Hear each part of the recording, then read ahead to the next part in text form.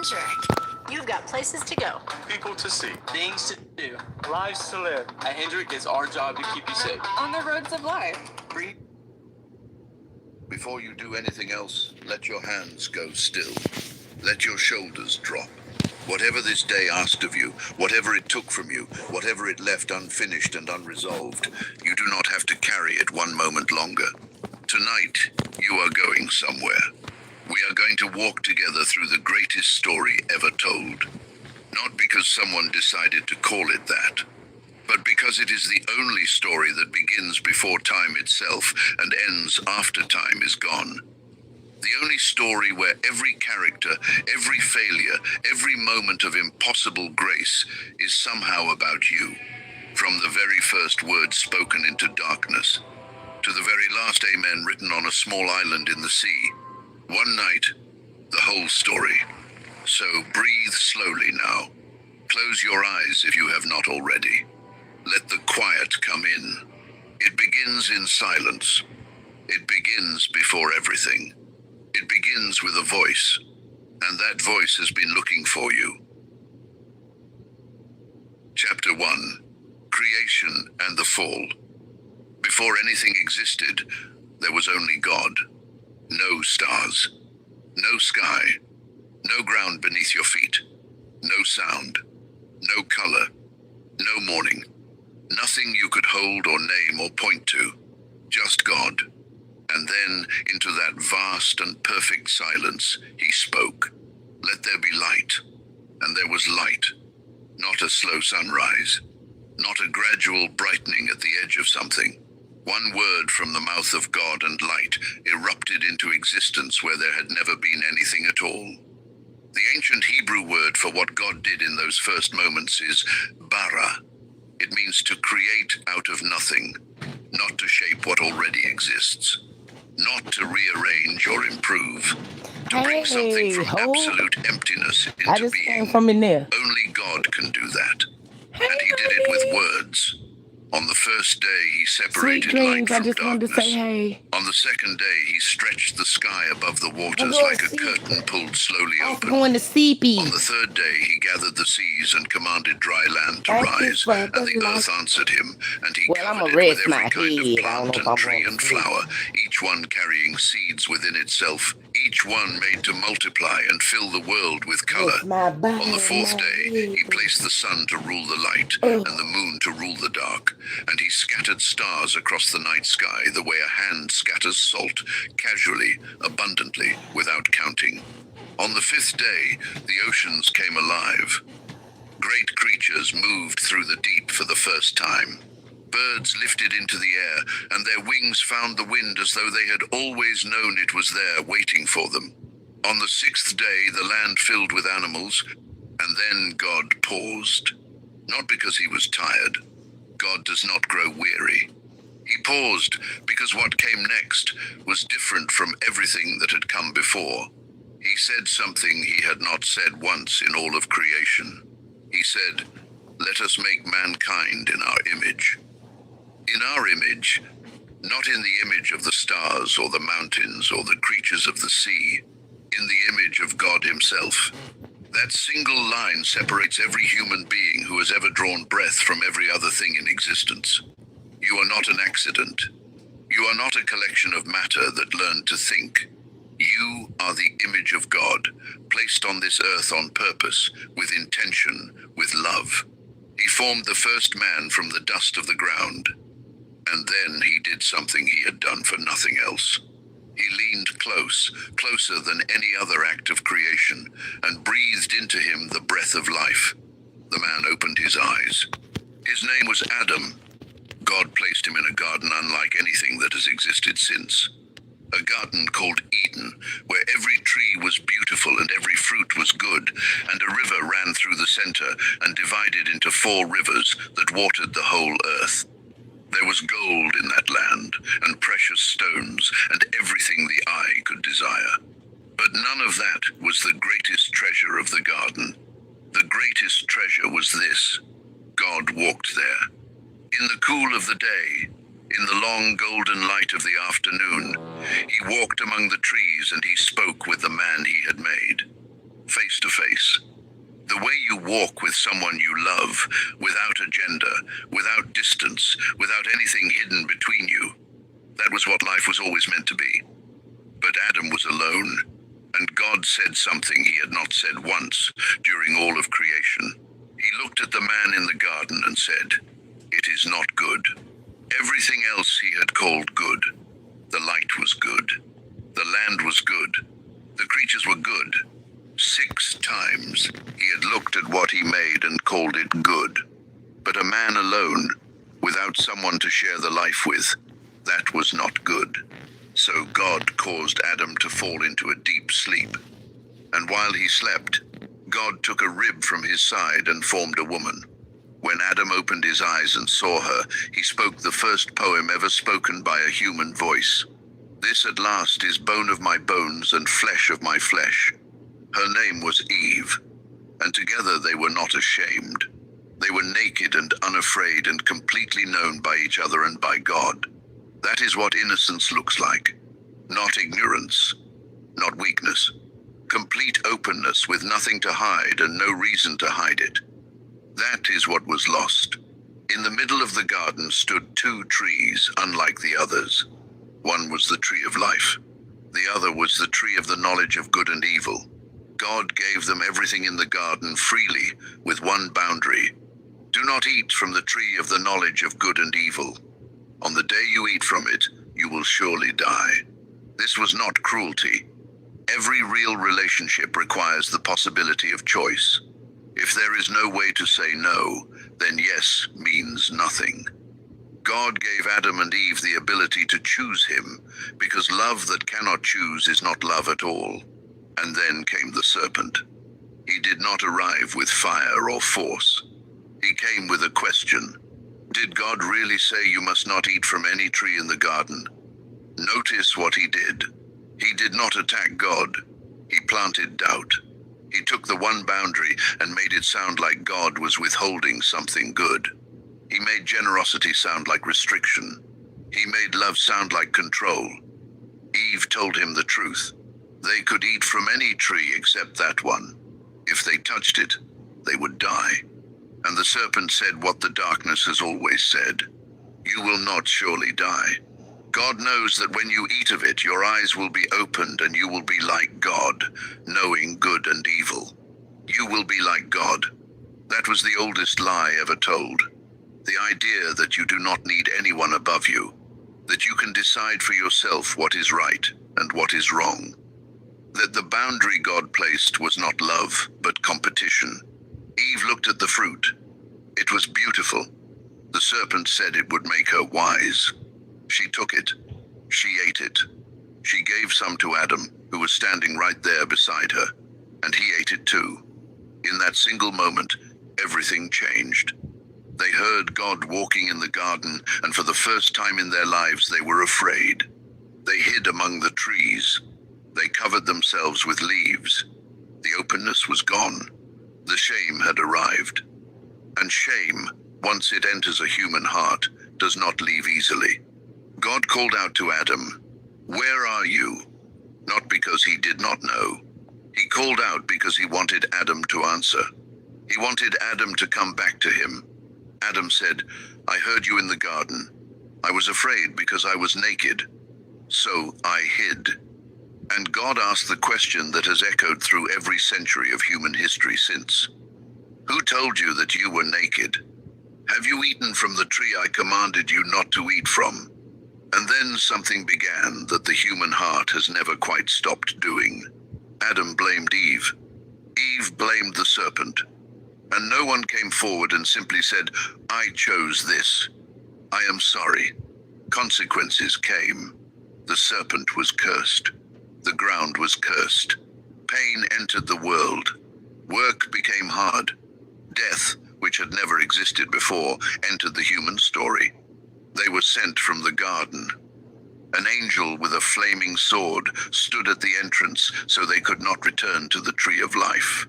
The walking with God in the cool of the afternoon, the openness, the face-to-face nearness, all of it was gone. But before they left, God did something quiet and easy to miss if you are reading too fast. He made clothes for them from animal skins. The first blood ever shed in the story, in the act of covering the shame of the people who had just broken his heart, was shed by the hand of God himself. He clothed the ones who had failed him. Before they took a single step outside the garden, he covered them. And he said something to the serpent that sounded like a curse, but was also the first promise ever made.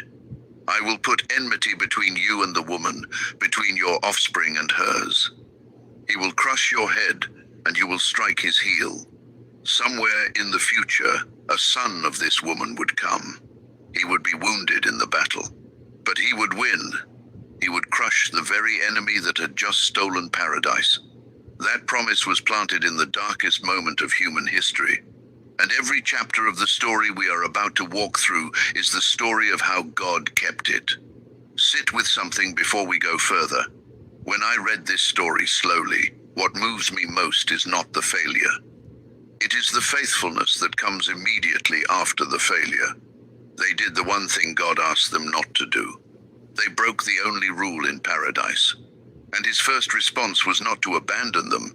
It was to look for them, to call their name, to cover them, to speak a promise over them even as he sent them away. The garden is closed, but the God who walked in it never stopped walking toward us. That is what the whole Bible is about. The night is still. The story has only just begun. And the first thing you need to know before you sleep is this. From the very beginning, this has been a story about a God who refuses to let go. Chapter 2. The Flood and a New Beginning. Time passed. Not days, not seasons, generations. Adam and Eve left the garden and built a life in a world that was harder and colder than anything they had known before. They had children. Their children had children. The human family grew and spread, and the earth slowly filled with people. But something was broken inside the human heart. Something that did not heal on its own and did not grow smaller with time. The first murder happened between two brothers. Cain and Abel, the sons of Adam and Eve, both brought offerings to God. Abel brought the best of his flock, with a whole and open heart. Cain brought an offering too, but something inside him was not right. When God accepted Abel's offering and not Cain's, Cain did not look inward and ask why. He looked at his brother, and jealousy became hatred, and hatred waited for the right moment. And one quiet day in a field, Cain made a choice that could not be unmade. When God asked Cain where his brother was, Cain said words that have echoed through every century of cruelty and indifference since. Am I my brother's keeper? The answer, written across every page of scripture, is yes. You always were. The centuries moved forward. Cities were built. Music was invented. Language spread. Cultures formed. In many ways, humanity was becoming remarkable, but the darkness inside was spreading faster than the beauty outside. The Bible says something that stops you when you truly read it.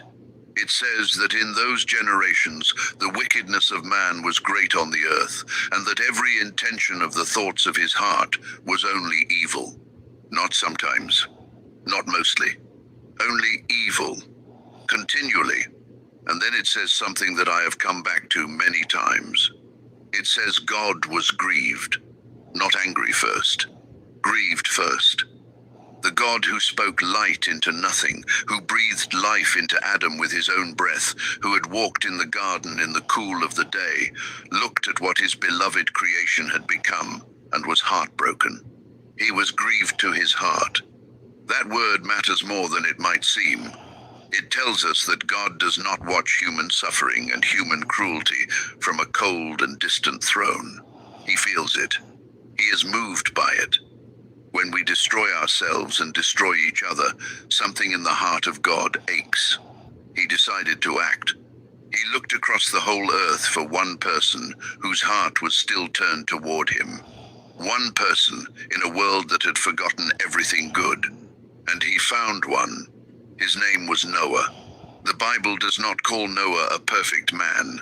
It calls him righteous, blameless among the people of his time, a man who walked with God, walking with God, moving through life in step with him, listening more than demanding, trusting more than requiring explanation, following even when the path ahead was not visible. Noah walked like that. In a world that had completely forgotten how, God told Noah what was coming. A great flood. Waters covering the entire earth. Every breathing thing would perish. But Noah and his family would be saved. And God gave him precise instructions. Build an ark. The dimensions were exact. The length, the width, the height, the number of decks, the placement of the door, the coating of pitch to keep the water out. Bring 2 of every kind of animal on board, male and female, to keep them alive through what was coming. Close your eyes for a moment and hear what Noah heard. No rain on the horizon. No rising rivers. No sign in the sky of anything unusual. Just a voice and a command that made no visible sense to anyone who had not heard what Noah heard. Noah obeyed. He built the ark. Scholars who have studied the text estimate it took decades, perhaps 100 years. 100 years of cutting timber and measuring beams and coating wood with pitch while the world around him went on laughing and eating and building its own things and paying no attention to the man constructing a boat in the middle of dry land. 100 years, without stopping. We do not know exactly what they said to him. We can imagine, but we know he did not stop, because the text tells us what came next. When the ark was finished, God brought the animals. 2 by 2 they came, as if something deep in their nature remembered the one who had made them and could still hear his voice. Noah and his wife and his 3 sons and their wives came on board. 8 people in all. And then God shut the door. Not Noah. God. Noah did not lock himself in. The same hands that had formed man from the dust of the ground closed that entrance. And when God closes a door, nothing in creation has the strength to open it. Then the rain began. The Bible says both the windows of heaven opened and the fountains of the great deep burst apart. Water fell from above and broke open from below simultaneously. For 40 days and 40 nights the rain did not stop. The waters rose above the hills. They rose above the mountains. Every high place on earth disappeared, and the ark floated. Inside that wooden vessel, 8 people and representatives of every breathing creature rode the surface of a world being unmade beneath them. The sound of the water, the darkness, the long days of not knowing how much longer, the not knowing what they would find when it was over. But they were alive, and God had not forgotten them. The Bible says something after the 40 days that is simple and full. It says, God remembered Noah. God remembered, not that he had forgotten. In Hebrew, the word zakar means to act on behalf of someone you love with full intention, to turn your complete attention toward them and move. God turned his full attention toward the ark and sent a wind over the earth, and the waters began to go down. Slowly, day by day, the waters dropped. Mountain peaks appeared. The ark settled on the mountains of Ararat. Noah sent out a raven, then a dove. The dove came back the first time with nothing. The second time she came back with a fresh olive leaf in her beak. Life was returning. The third time he sent her out, she did not come back. She had found a place to land. Noah removed the covering of the ark and looked out at a world washed clean.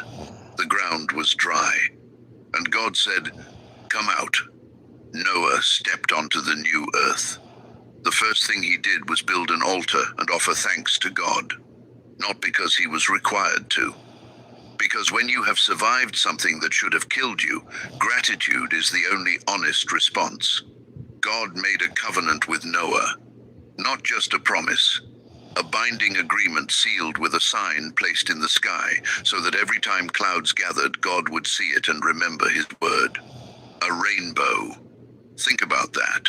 The God of the universe placed a sign in the heavens, not only for us to see, but for himself to see, so that every time the clouds darkened, he would look up at his own sign and choose mercy. Life began again. Noah's sons became the fathers of the nations that spread across the new earth. Languages formed. Cities rose. The human family grew again. But old patterns do not die with old worlds. In a place called Shinar, the people gathered and made a decision. They would build a city, and in the center of it, a tower reaching to the heavens. Not to worship God, to make a name for themselves.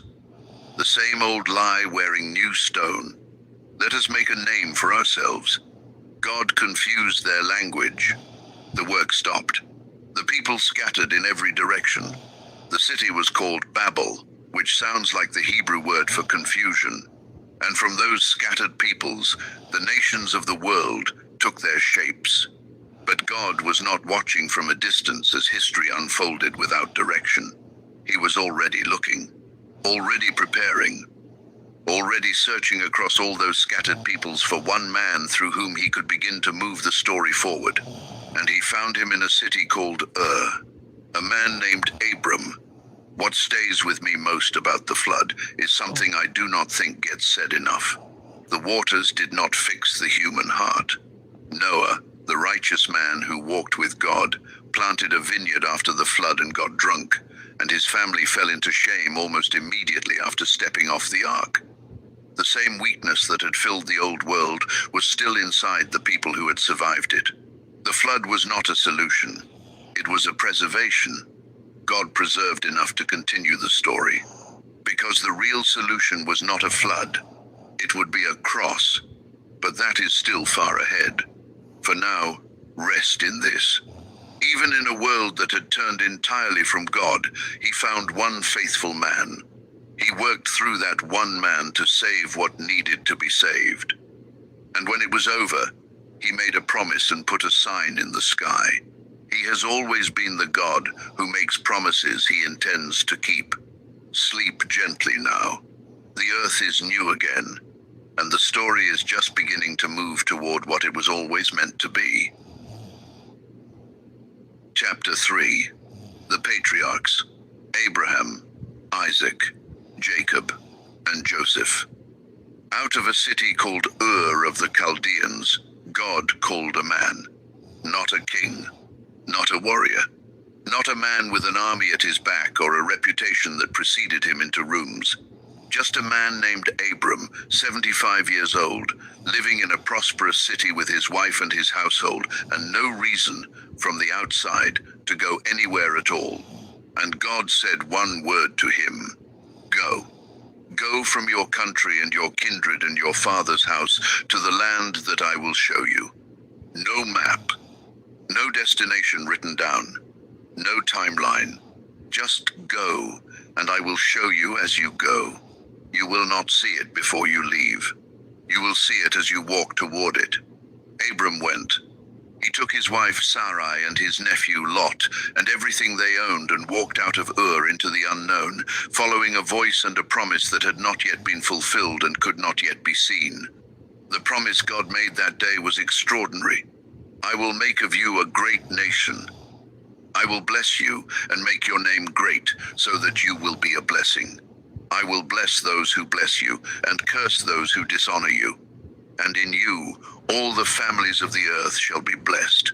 All the families of the earth, not one tribe, not one nation, every family, every people, every language and tongue and culture that has ever existed. The blessing that began with one old man walking out of one city would eventually reach the furthest edge of the human story. Abram believed it. They traveled through Canaan. They went down to Egypt during a famine and came back out.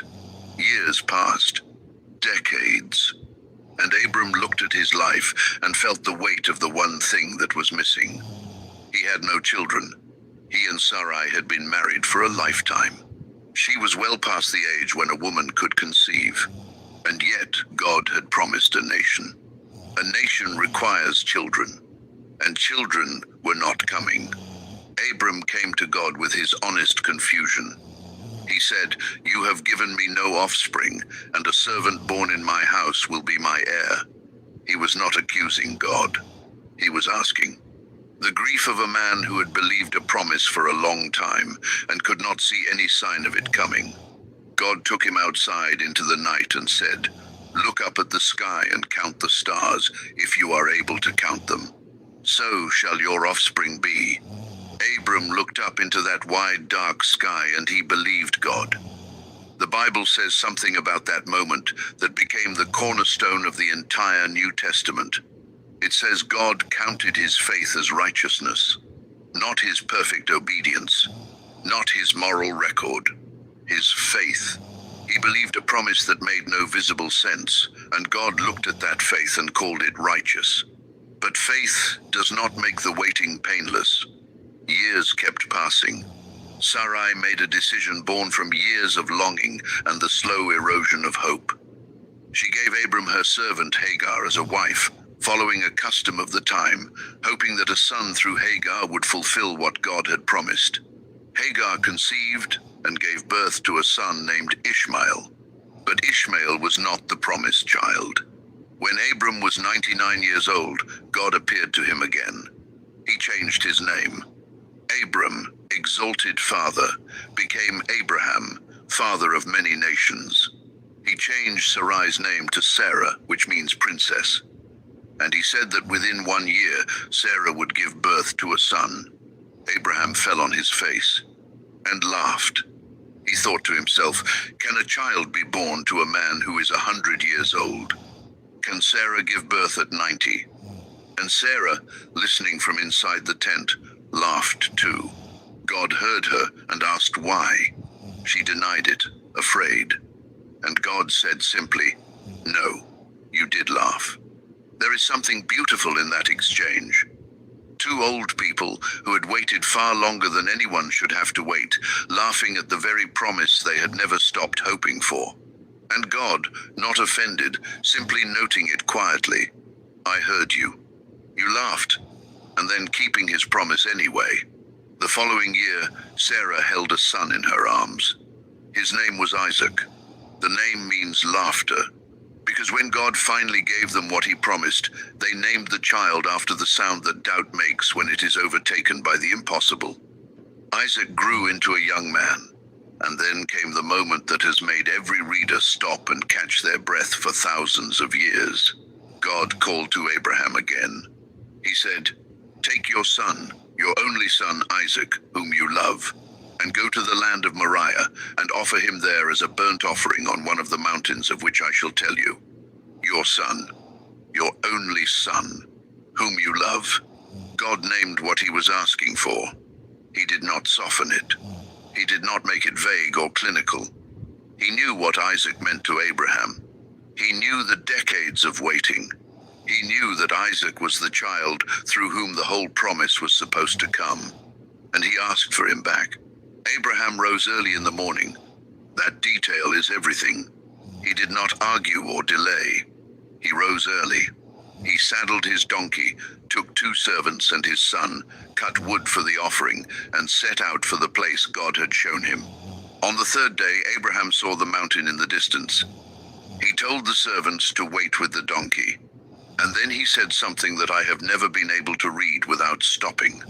He said, "I and the boy will go over there and worship, and we will come back to you." We will come back. Both of us. Abraham was carrying the knife and the fire. Isaac was carrying the wood. They were walking up a mountain where Abraham intended to obey God. And he told the servants that both of them would return. The letter to the Hebrews tells us what was in his mind. He had concluded that if God had promised a nation through Isaac, and if God was now asking for Isaac's life, then God must be able to raise him from the dead, because God does not break his promises. He would obey, and somehow, he did not know how, God would still be faithful. Halfway up the mountain, Isaac spoke. "Father, here is the fire and the wood, but where is the lamb for the offering?" Abraham said, "God will provide for himself the lamb, my son." They reached the place. Abraham built the altar. He arranged the wood, He bound his son. He placed him on the altar. He stretched out his hand and took the knife. And a voice came from heaven. Abraham, Abraham, here I am. Do not lay your hand on the boy or do anything to him. For now I know that you fear God, seeing you have not withheld your son, your only son, from me. Abraham looked up, and caught in a thicket by his horns was a ram that had not been there a moment before. God had provided the lamb, just as Abraham had said. He called that place, "The Lord will provide." Many centuries later, on that same mountain range, on a hill just outside a city, another father would not stop the hand that was raised. Another son would be offered, and there would be no ram in the thicket that time, because that son would be the ram. But we are not there yet. Isaac grew up and married a woman named Rebekah, who was brought to him from Abraham's homeland. They had twin sons who struggled with each other even before they were born. Esau, the elder, was a hunter, a man of the open fields. Jacob, the younger, was quieter, a man who stayed close to the tents. And Jacob, whose name means he who grasps the heel, or more broadly, the deceiver, lived up to that name. He tricked his hungry brother Esau out of his birthright in exchange for a bowl of stew. Later, with his mother's help, he dressed as Esau and deceived his elderly blind father Isaac into giving him the blessing of the firstborn. The blessing was not merely words. It was the transfer of inheritance, identity, and divine favor. Once given, it could not be taken back. When Esau found out, he wept with a bitterness that fills the room even now. He hated his brother. Jacob had to flee for his life. He ran north toward his mother's family. Exhausted and alone in the wilderness, he lay down with a stone for a pillow, and he dreamed, a stairway reaching from the earth to heaven, and the angels of God ascending and descending on it. And above it stood God, who repeated the promise he had made to Abraham and Isaac. Your descendants will be like the dust of the earth. In you and your offspring, all the families of the earth shall be blessed.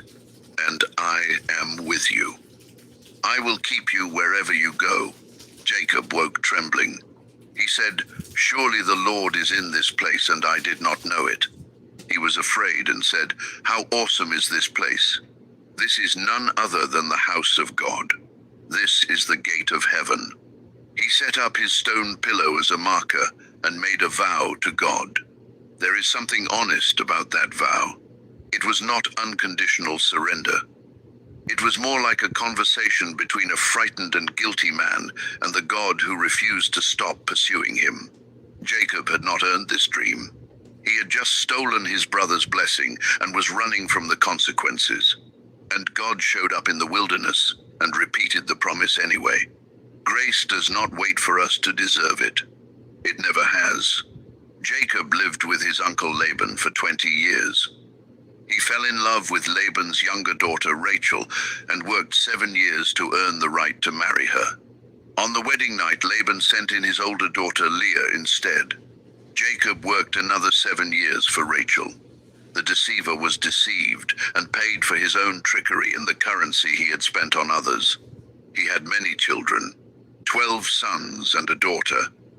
By Leah and Rachel and their servants, these 12 sons would become the 12 tribes of the nation that God was building out of one old man's faith. But Jacob did not yet have the name Israel. That came on a night years later when he was returning home to face the brother he had wronged. Esau was coming to meet him with 400 men. Jacob was terrified. He sent his family across the river ahead of him and stayed alone on the bank. And in the darkness, a man came and wrestled with him. They wrestled through the entire night. When the stranger saw that he could not overpower Jacob, he touched the socket of Jacob's hip and dislocated it. And Jacob held on.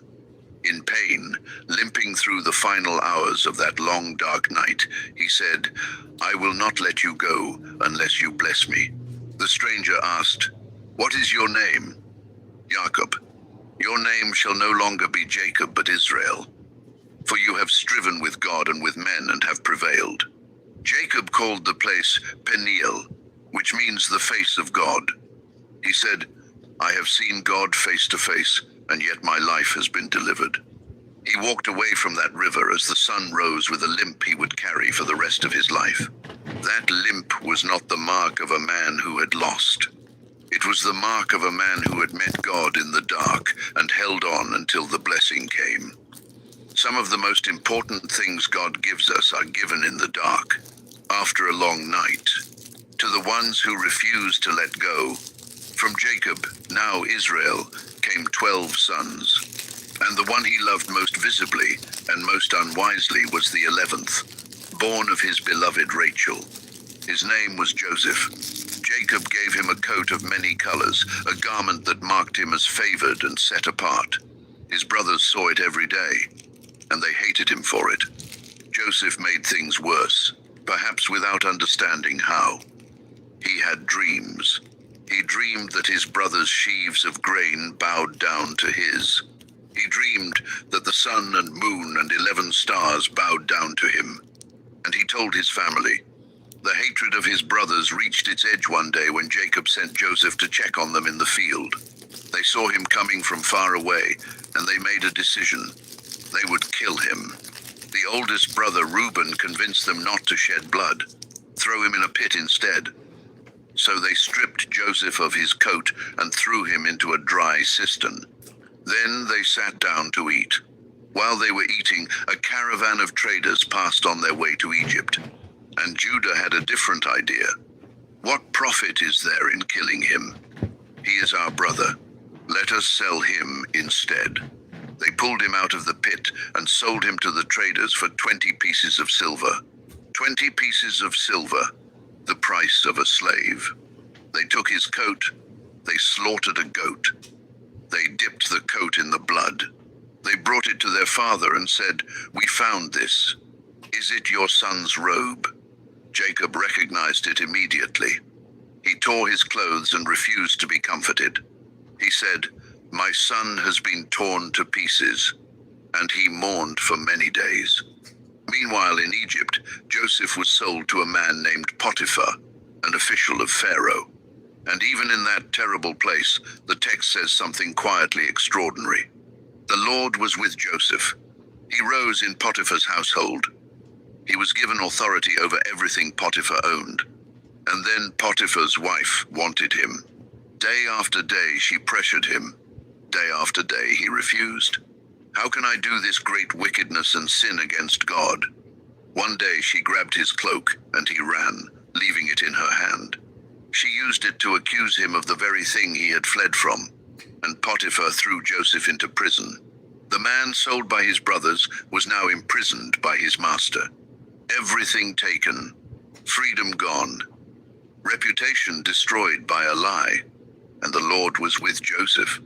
In prison, Joseph interpreted the dreams of 2 of Pharaoh's officials. The cupbearer would be restored. The baker would be executed. Both came true within 3 days, exactly as Joseph had said. He asked the cupbearer one thing: "Remember me when you are restored. Mention me to Pharaoh. Get me out of here." The cupbearer was restored and forgot about Joseph completely. 2 more years passed in silence. 2 more years in a cell, after years of slavery, after being sold by his own blood for 20 pieces of silver. And then Pharaoh had a dream. 7 fat, healthy cows came up from the Nile. Then 7 thin, sickly cows came after them and swallowed them whole. And they were still as thin as before. 7 full heads of grain on one stalk, swallowed by 7 thin, scorched heads. Pharaoh was troubled. Every wise man in Egypt was summoned. No one could explain the dreams. And the cupbearer finally remembered. Joseph was brought from the dungeon, cleaned and clothed, and led before the most powerful man in the world. Pharaoh said he had heard Joseph could interpret dreams. Joseph said, "It is not in me. God will give Pharaoh a favorable answer." The dream meant 7 years of abundance, followed by 7 years of severe famine. And Joseph told Pharaoh what to do. Store up 1/5 of the harvest during the good years. Prepare for what was coming. Pharaoh looked at his officials and said, "Can we find a man like this, in whom is the Spirit of God?" He turned to Joseph.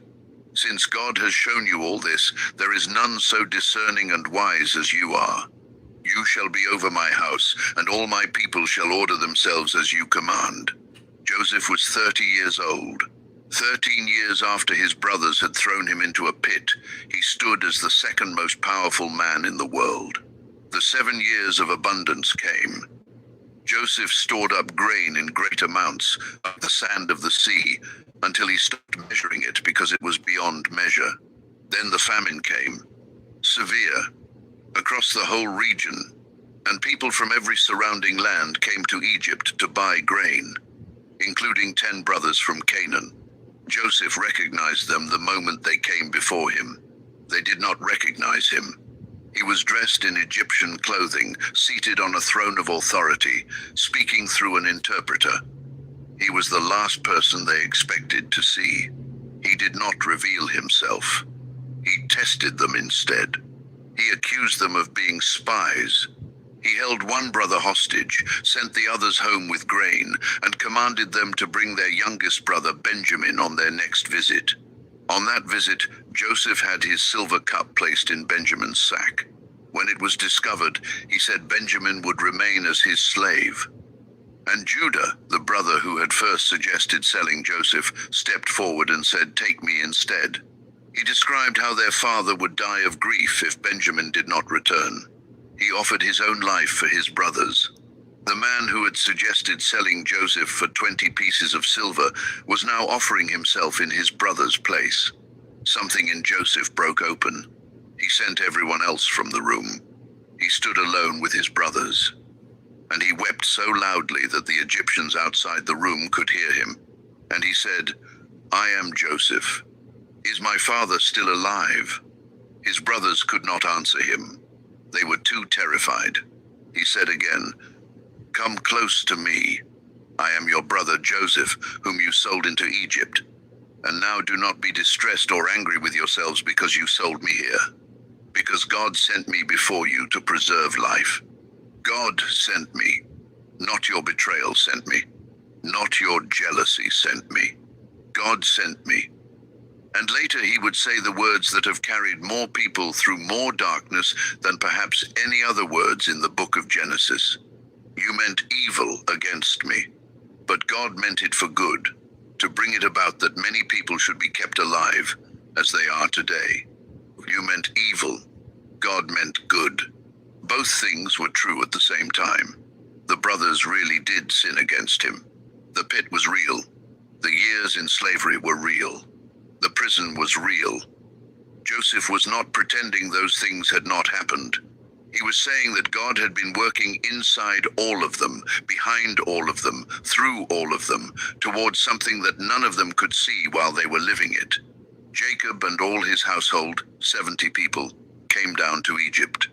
The old man saw Joseph face to face and wept. He said, "Now let me die, since I have seen your face and know that you are still alive." Before Joseph died, he said something that reveals how completely he understood the story he had been living. He said, "God will surely visit you and bring you up out of this land, to the land he swore to Abraham, to Isaac, and to Jacob." The promise was still alive. Egypt was not the destination. It never was. He made his brothers swear an oath. "When God brings you out, take my bones with you." 400 years later, when a man named Moses led Israel out of Egypt, he carried Joseph's bones. Because even in death, Joseph was going home. Here is what I keep returning to when I read these stories of the patriarchs. Abraham was a man who lied about his wife twice to protect himself. Isaac played favorites with his sons and nearly lost everything to his own blind love. Jacob was a deceiver who spent most of his life running from consequences he had created with his own hands. Joseph may have been gifted and right, but he was also young enough to be unaware of how he provoked the people around him. None of them were chosen because they were extraordinary. They were chosen because God is extraordinary.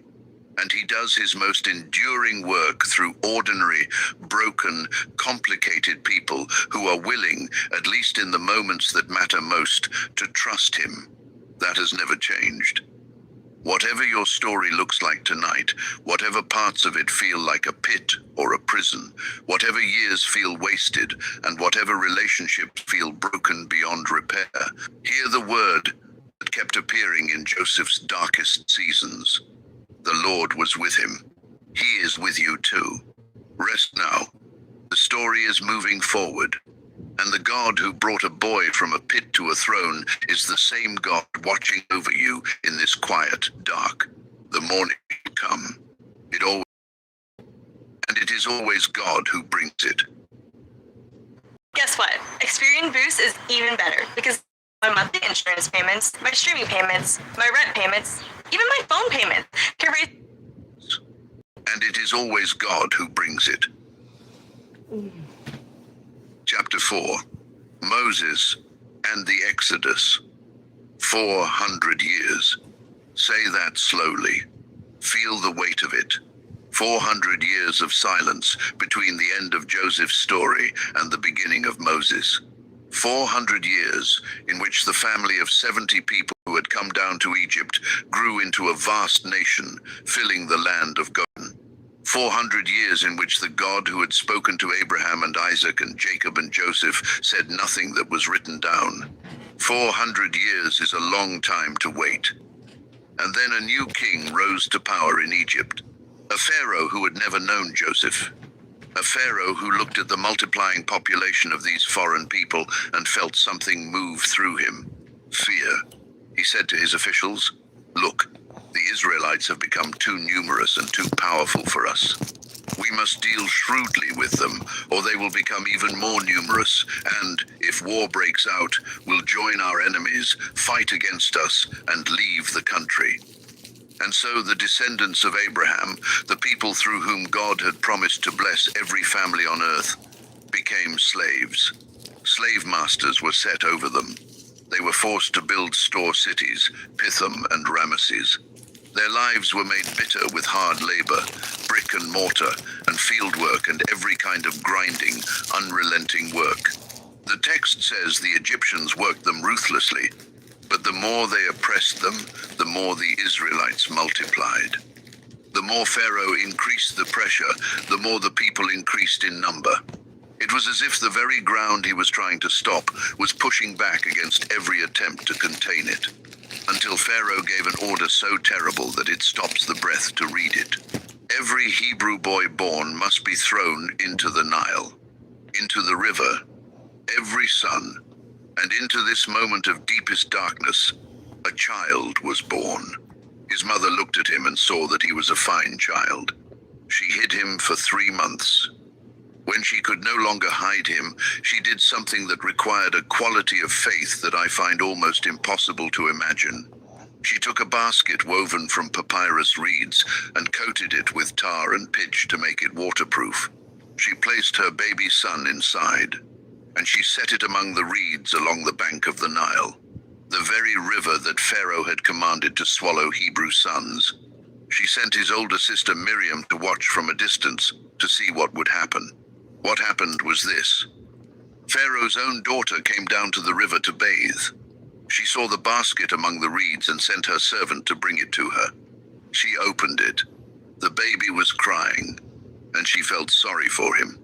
"This is one of the Hebrew babies," she said. And Miriam stepped forward from the reeds and asked if she should find a Hebrew woman to nurse the child. Pharaoh's daughter said yes, and Miriam brought back the baby's own mother. Pharaoh's daughter said to the mother, "Take this child and nurse him for me, and I will pay you." The mother, who had placed her son on the waters to save his life, was paid by the daughter of the man who had ordered his death to raise him. And when the child was old enough, he was brought to Pharaoh's daughter, who adopted him as her own son. She named him Moses, because she drew him out of the water. Moses grew up in the palace of Egypt, educated in all the wisdom of the greatest civilization in the ancient world, protected by the name of Pharaoh's household, a man of enormous privilege and enormous power. and yet he knew who he was. One day he went out and watched his people laboring. He saw an Egyptian beating a Hebrew.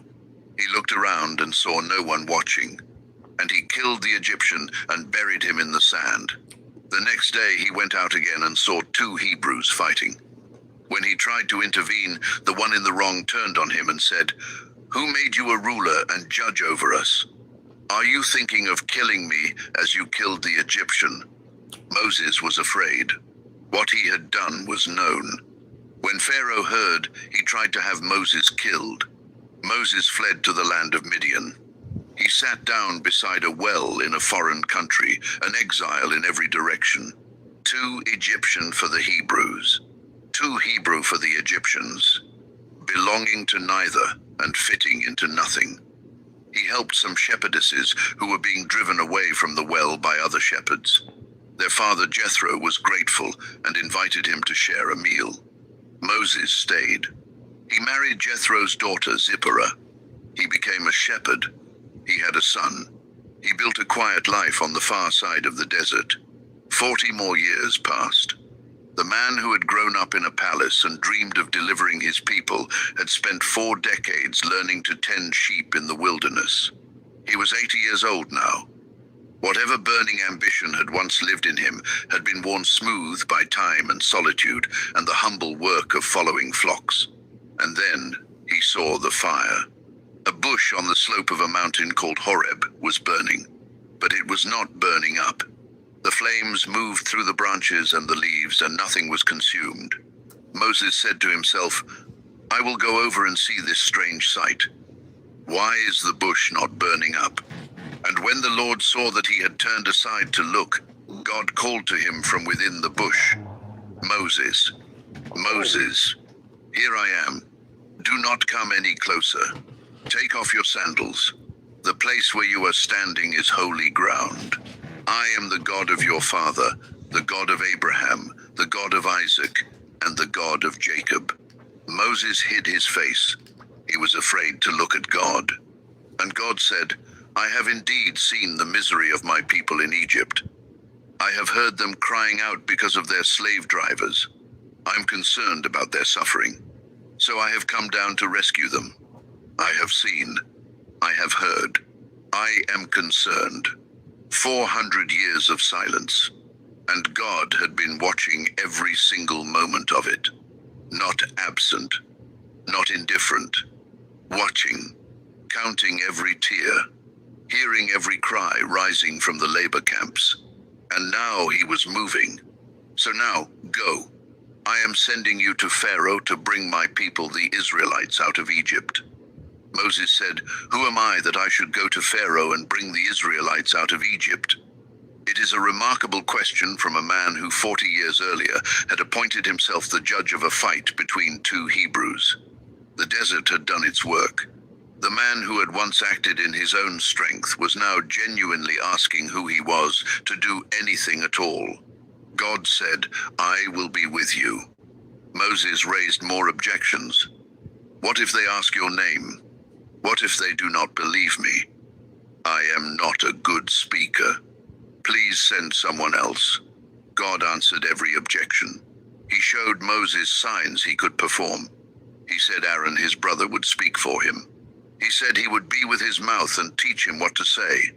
And finally, with the patience of a God who has always been more patient with our fear than we deserve, he said, "Now go." Moses returned to Egypt. He and Aaron went to Pharaoh with God's message. Simple and direct. "This is what the Lord, the God of Israel, says. Let my people go." And Pharaoh said, "Who is the Lord that I should obey him and let Israel go? I do not know the Lord, and I will not let Israel go." He did not simply refuse.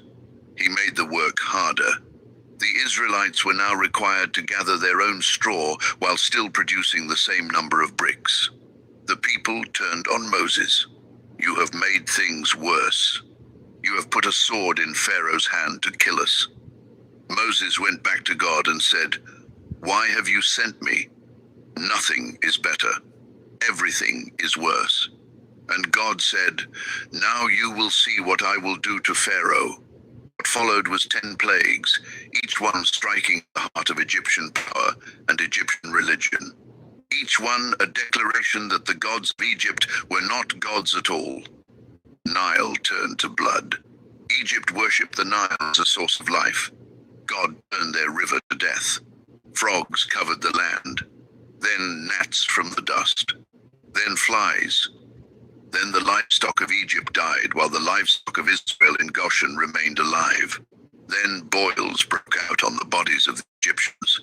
Then hail the size of stones fell from a sky that had never seen such a storm and destroyed the crops. Then locusts consumed what remained. Then a darkness like a weight settled over Egypt for 3 days, a darkness so complete that people could not move, while Israel had light in their homes. After each plague, Pharaoh would sometimes soften. He would sometimes promise to let the people go. And then when the plague lifted, he would harden himself and refuse again. The same sun that softens wax hardens clay. The same pressure that broke some things only thickened what was already thick. And then God announced the 10th plague, the one that would break everything open. God told Moses to instruct every Israelite household. Take a lamb without blemish, a male in its first year. Keep it for 4 days. On the 14th day at twilight, slaughter it. Take its blood and paint it on the doorposts and the lintel of every house. Roast the lamb and eat it that night with bitter herbs and unleavened bread, dressed and ready to travel. Eat it quickly, because that night the Lord would pass through Egypt and strike down every firstborn. But when he saw the blood on the doorposts, he would pass over that house. The blood would be the sign. The destroyer would not enter. This day, God said, shall be a memorial forever, a feast kept through all your generations. That night, at midnight, the Lord struck down every firstborn in Egypt. Not a house was untouched. The cry that went up across the land was unlike anything the nation had ever heard. And Pharaoh rose in the night, he and all his officials and all Egypt, and he sent for Moses and Aaron and said, Up, get out, you and the Israelites. Go, take your flocks and your herds, and bless me. Bless me. The man who had enslaved a nation and drowned their infant sons in the Nile asked, as the judgment of God fell on his own household, for a blessing. Israel left Egypt. 600,000 men on foot, plus women and children, plus a great mixed crowd of others who left with them. They had been in Egypt for 430 years, to the very day. And on that exact day they went out. They moved toward the sea. But Pharaoh changed his mind almost immediately. He took his chariots and his army and his 600 finest chariots and went after them. Israel looked up and saw the Egyptians coming. The sea was in front of them. There was nowhere to go. And they turned on Moses with the despair of people who have just discovered that liberation is more complicated than they had hoped. Was it because there were no graves in Egypt that you brought us here to die? It would have been better for us to serve the Egyptians than to die in the desert. Moses said, Do not be afraid.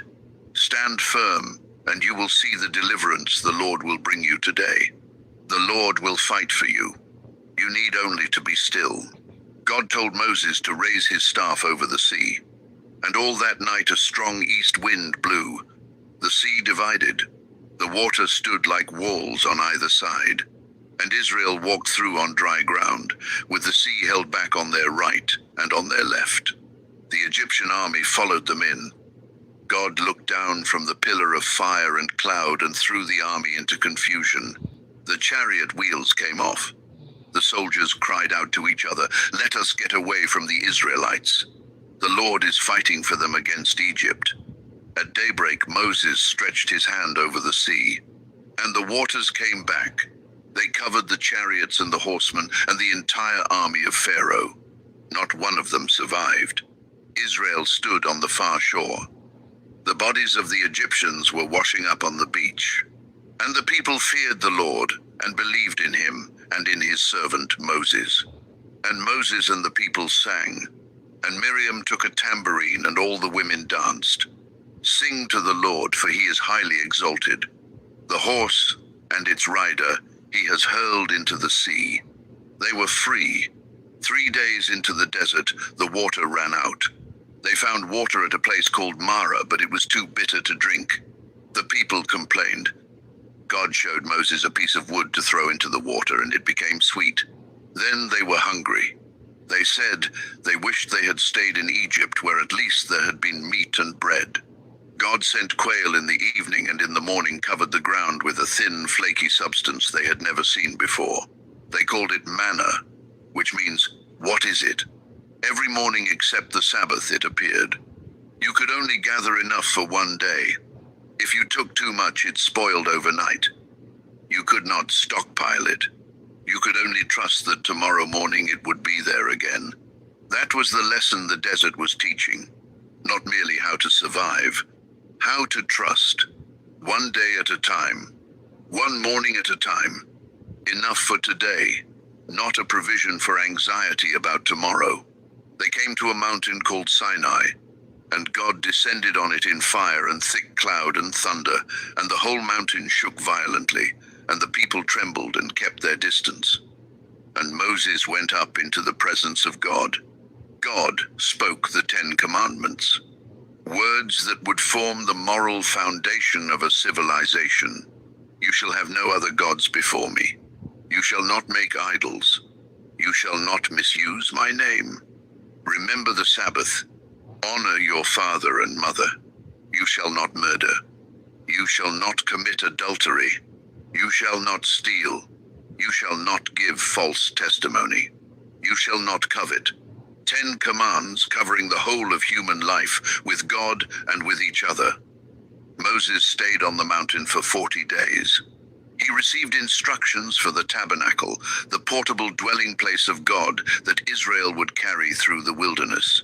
God wrote the commandments on 2 stone tablets with his own finger. And while Moses was on the mountain, the people at the foot of it made a golden calf.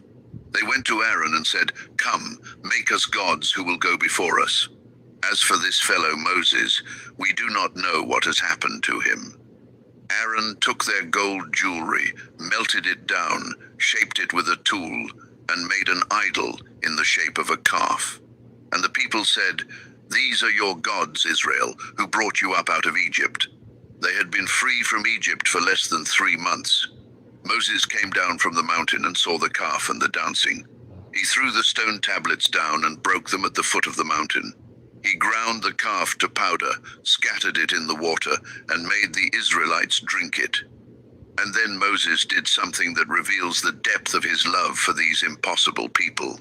He went back up the mountain and stood before God and said, "Please forgive their sin. But if not, then blot me out of the book you have written. Take me instead." God said he would not blot out the innocent for the guilty, but he would go with them. He would send his presence with them through the wilderness. Moses asked to see God's glory.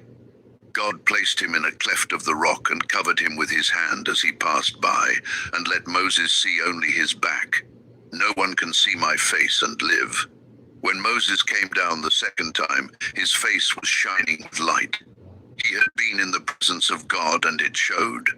He had to wear a veil when he spoke to the people because the radiance was too much. The tabernacle was built. The cloud of God's presence filled it. When the cloud lifted, Israel moved. When the cloud settled, they stopped. The God who had walked in the garden with Adam now traveled with his people through the wilderness, present in cloud and fire, moving when they moved, resting when they rested. They were not yet where they were going, but they were not alone. They never were. What I carry with me from this chapter is the pattern that keeps appearing. God sees the suffering his people cannot escape. God waits for exactly the right moment.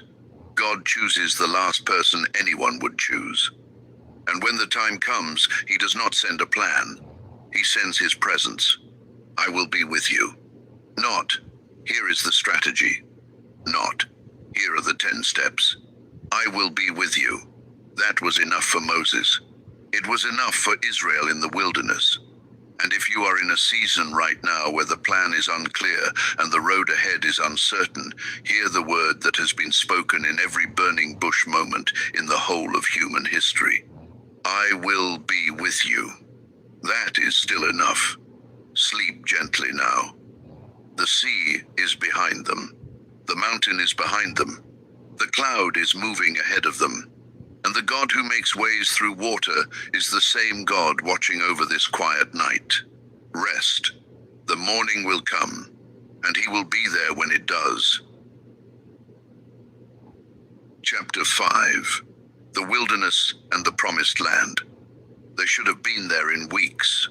The distance from Egypt to Canaan, the land God had sworn to give to Abraham and Isaac and Jacob, was not thousands of miles. A direct route through the wilderness of Sinai would have taken perhaps 11 days of travel. 11 days of walking between the edge of slavery and the edge of the promise. Instead, it took 40 years. That is not a small discrepancy. That is an entire generation. Every person who had left Egypt as an adult, who had watched the sea divide and eaten manna from the ground and heard the voice of God from the mountain, died in the wilderness. Every single one of them except 2 men. Only 2 men who had left Egypt as adults ever crossed the Jordan River into Canaan. The question worth sitting with in the quiet of this night is why.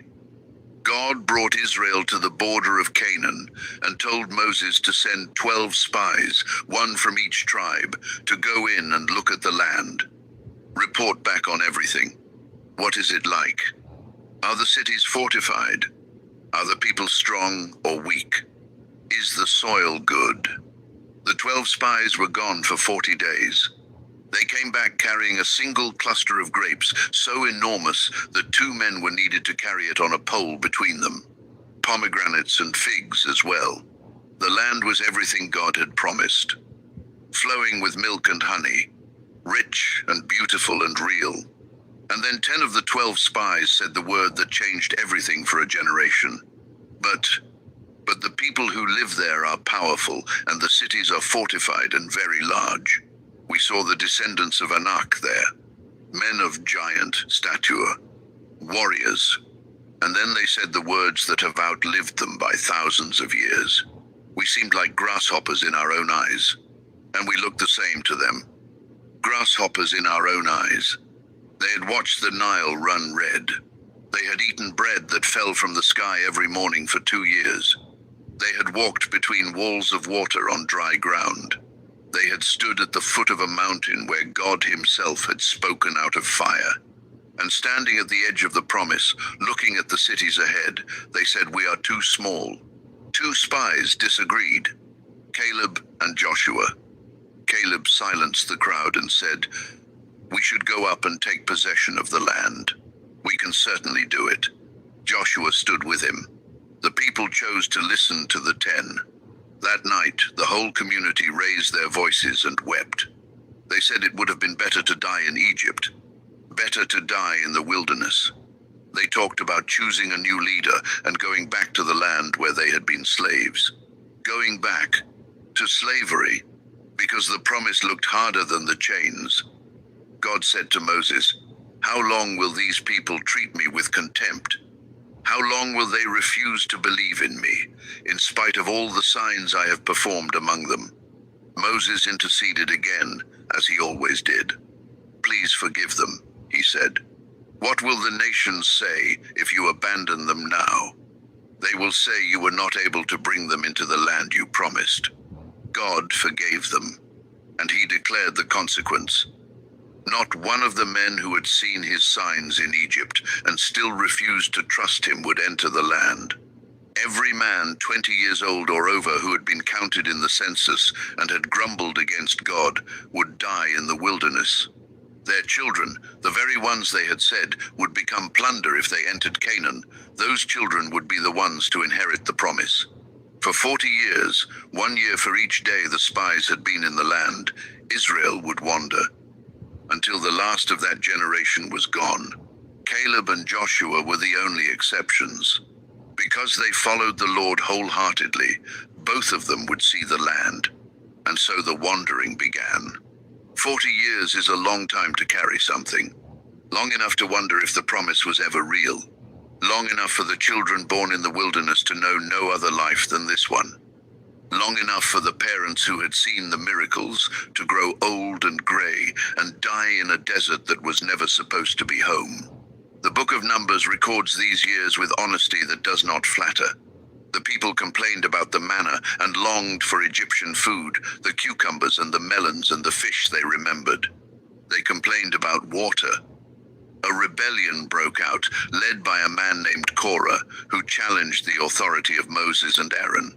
And the earth opened and swallowed the rebels alive.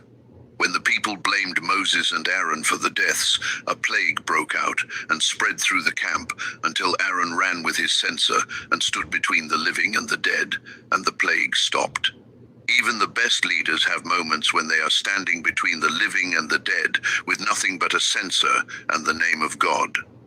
And then there was the moment that cost Moses the one thing he had spent 40 years working toward. The people were thirsty again. They gathered against Moses and Aaron. They said they wished they had died with their brothers. Why did you bring us into this desert to die? There is no grain, no figs, no vines, no pomegranates, and there is no water. God told Moses to take his staff and speak to the rock before the assembly. Water would pour out. Moses took the staff. He gathered the assembly. He looked at the crowd that had been complaining for 40 years, this community that had watched miracle after miracle and still could not trust, and something in him finally snapped. He said, "Listen, you rebels, must we bring you water out of this rock?" And he struck the rock twice. Water poured out in abundance. The people drank. The livestock drank. And God said to Moses, "Because you did not trust in me enough to honor me as holy in the sight of the Israelites, you will not bring this community into the land I give them." Moses was not primarily being punished for anger, though anger was part of it. He said, "Must we bring you water," as if the miracle belonged to him and Aaron rather than to God. And he struck rather than spoke, changing what God had commanded in front of the entire community. He had misrepresented the character of God in the sight of all the people. The land that Moses had given his life to reach, he would never enter. The book of Leviticus, sitting in the middle of these wilderness years, is not easy reading. It is full of detailed regulations about offerings and clean and unclean foods and instructions that feel very distant from a night like this one. But beneath all the detail beats one sentence that God spoke again and again like a drumbeat through the entire book. "Be holy, because I am holy." That was the whole point. Not the rules themselves, though they mattered. The point was that Israel was to be a different kind of people. Distinct. Set apart. Not because they were better than their neighbors, but because the God who had called them was unlike every other god the ancient world had ever worshipped. The gods of the nations were capricious and violent and had to be appeased. The God of Israel called his people to care for the poor, to leave the edges of their fields unharvested for those who had nothing, to deal honestly in all their transactions, to honor the elderly, to love the stranger among them as they loved themselves. In a world where the powerful took what they could from whoever they could, that was extraordinary. 40 years of formation. 40 years of learning to depend on God for every meal, every direction, every drop of water. The manna never stopped coming. The cloud never disappeared. The sandals on their feet did not wear out. Even in the long season of consequence, the provision did not stop. He was teaching them something the short way could never have taught. That he was sufficient. That he was present. That he was faithful even when they were not. As the wilderness years drew to a close, Moses gathered the people and spoke. The book of Deuteronomy is his farewell. A long, deeply personal sermon to a generation that had grown up in the desert and was about to cross into everything their parents had been afraid to enter. He reminded them of the journey.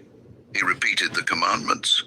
He told them what waited for them in the land ahead and what would happen if they forgot God in the abundance of it. And he set before them, in words that have never lost their power, the fundamental choice of human existence. I have set before you today life and good, death and evil. I am commanding you today to love the Lord your God, to walk in his ways, to keep his commandments, so that you will live and multiply, and the Lord your God will bless you in the land you are entering. Choose life. 2 words.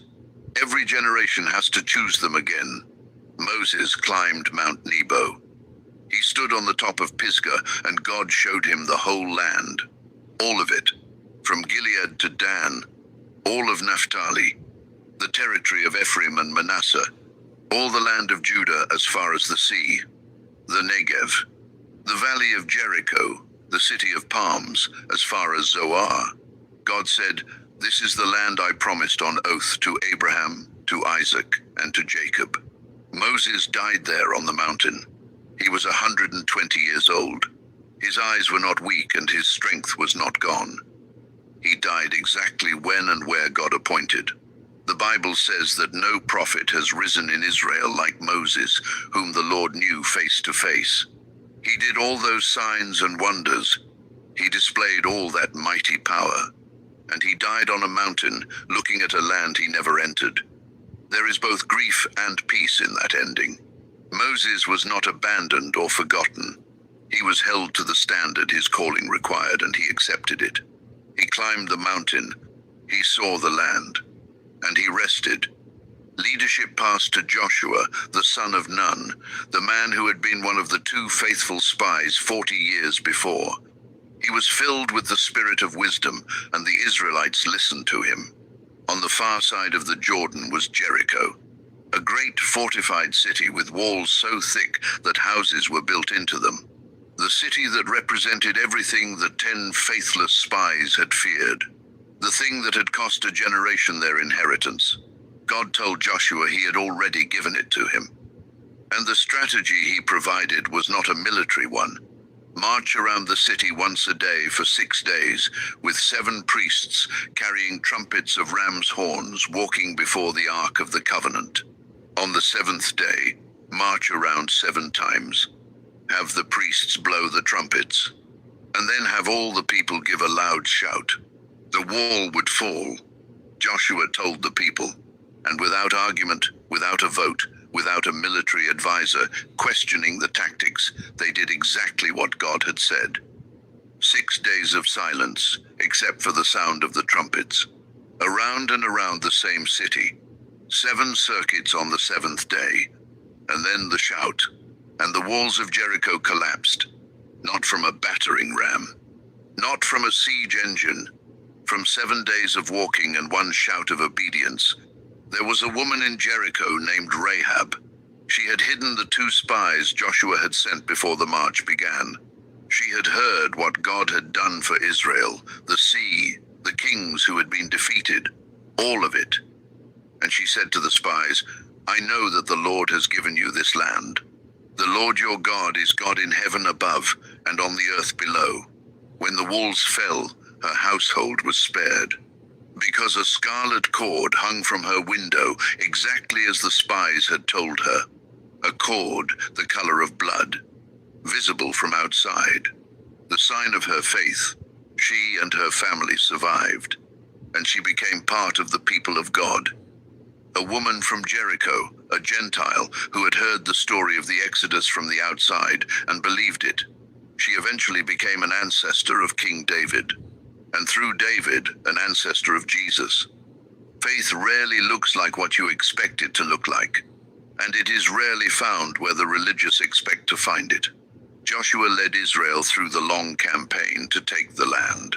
There were victories and there were failures.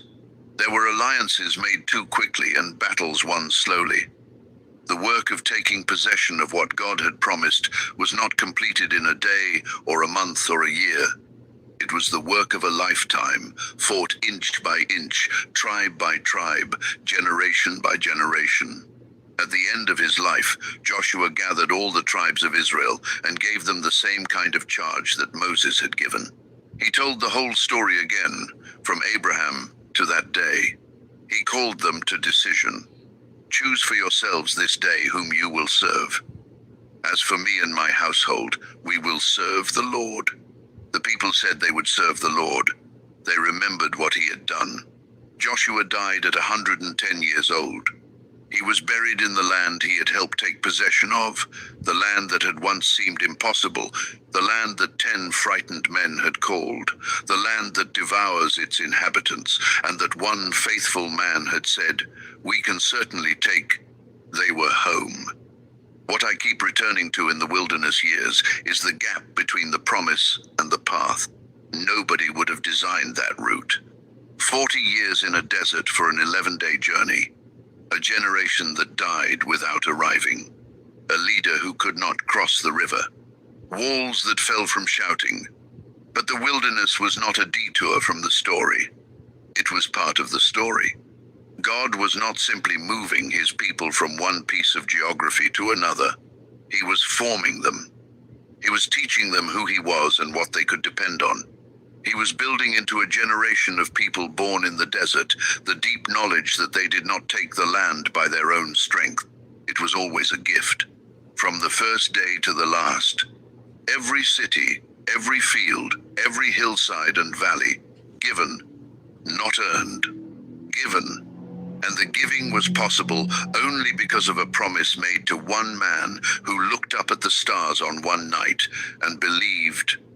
If you are in a long and difficult season tonight, if the 11-day journey has turned into years and you cannot see the river from where you are standing, let the wilderness years say something true to you. God was present in every one of those 40 years. He was not absent in the circular seasons. He was not silent in the long middle. He was there in the manna every morning, in the cloud every afternoon, in the pillar of fire every night. He is there in yours too. The land is still ahead. The promise is still alive. And the God who kept Israel through 40 years of desert is keeping you through whatever desert this night holds. Choose life and rest now. The river is ahead, and the one who parts waters for his people has not retired.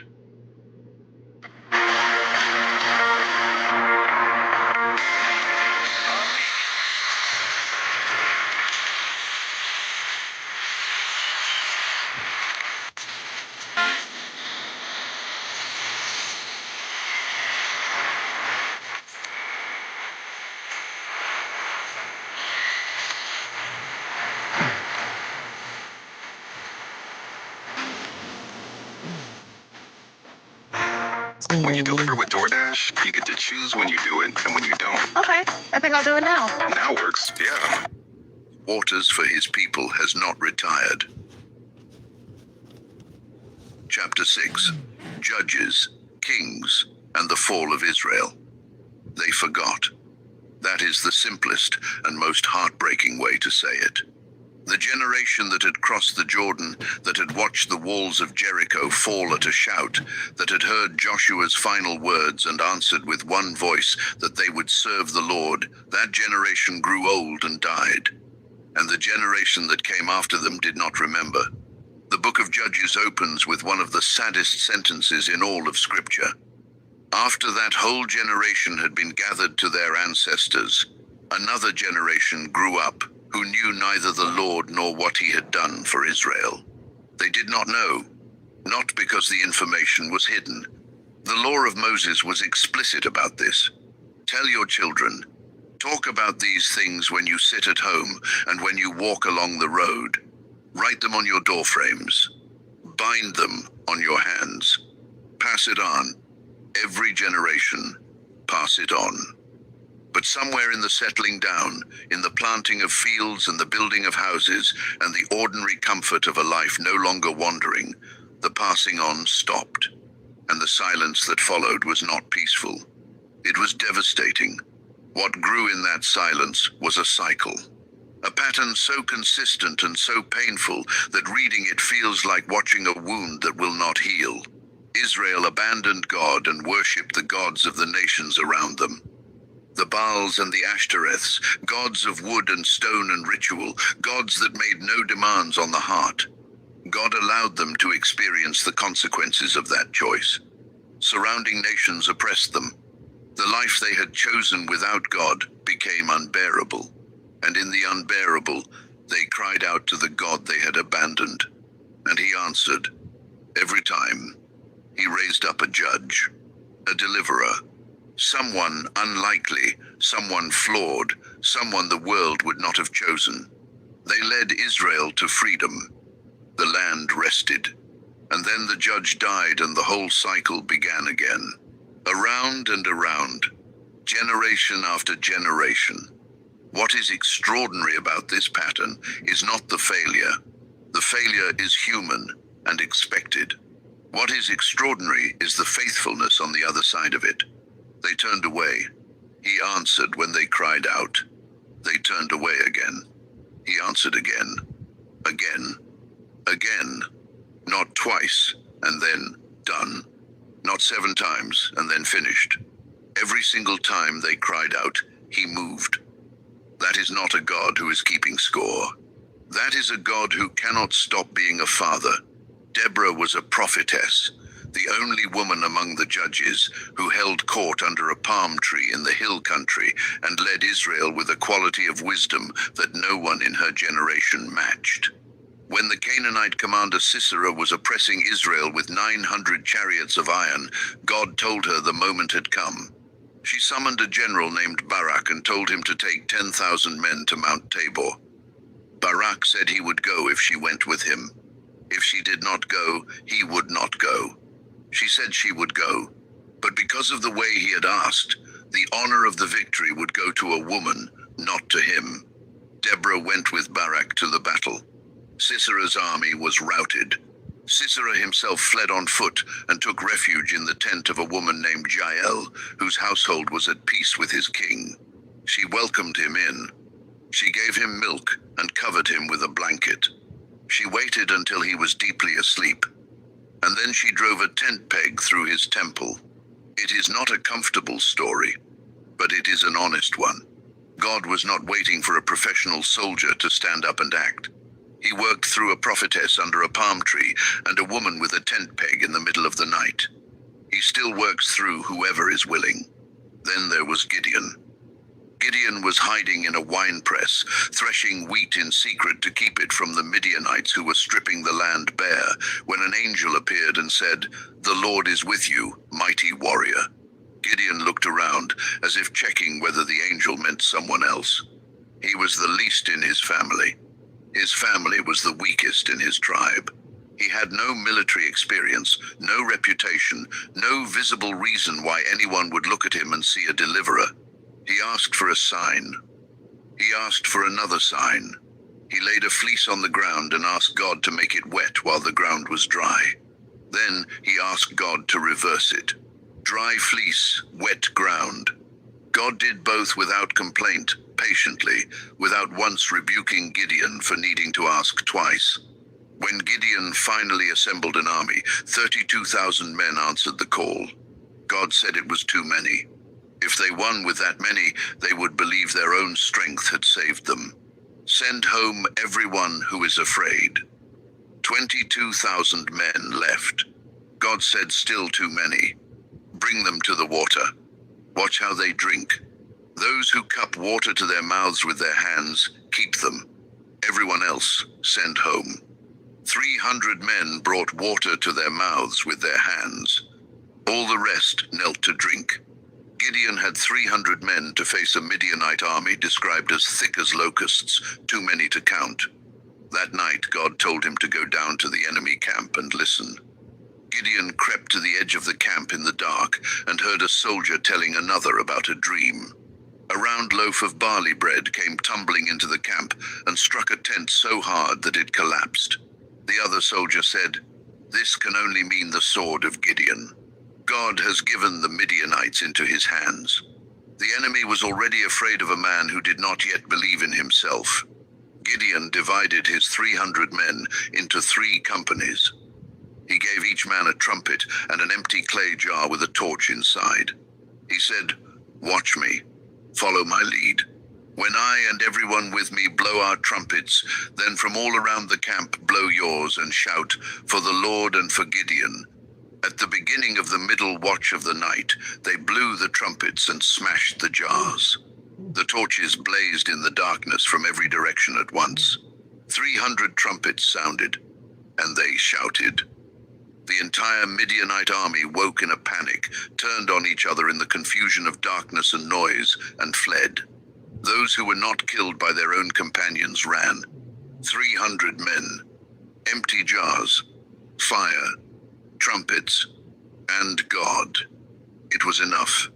Then there was Samson, a man set apart from birth with extraordinary physical strength, dedicated to God as a Nazirite from before he was born. He could tear a lion apart with his bare hands. He killed 1,000 Philistines with the jawbone of a donkey. He carried the city gates of Gaza up a hill on his shoulders, and he could not seem to stop making choices that endangered everything he had been given. He wanted to marry a Philistine woman against his parents' counsel. He made a bet at his own wedding feast, and when the Philistines used his wife to figure out the answer, he killed 30 men to pay the debt and walked away from the marriage in a fury. He visited a prostitute in Gaza. He fell in love with a woman named Delilah, who was paid by the Philistine rulers to find the secret of his strength. She asked him 3 times. 3 times he gave her false answers, and 3 times the Philistines were waiting, and he broke free. She pressed him every day.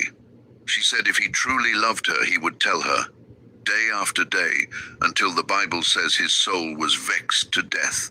And he told her, his hair, if his head were shaved, his strength would go. She had a man shave his head while he slept. When he woke and the Philistines were on him, he shook himself as he had before, not knowing that the Lord had left him.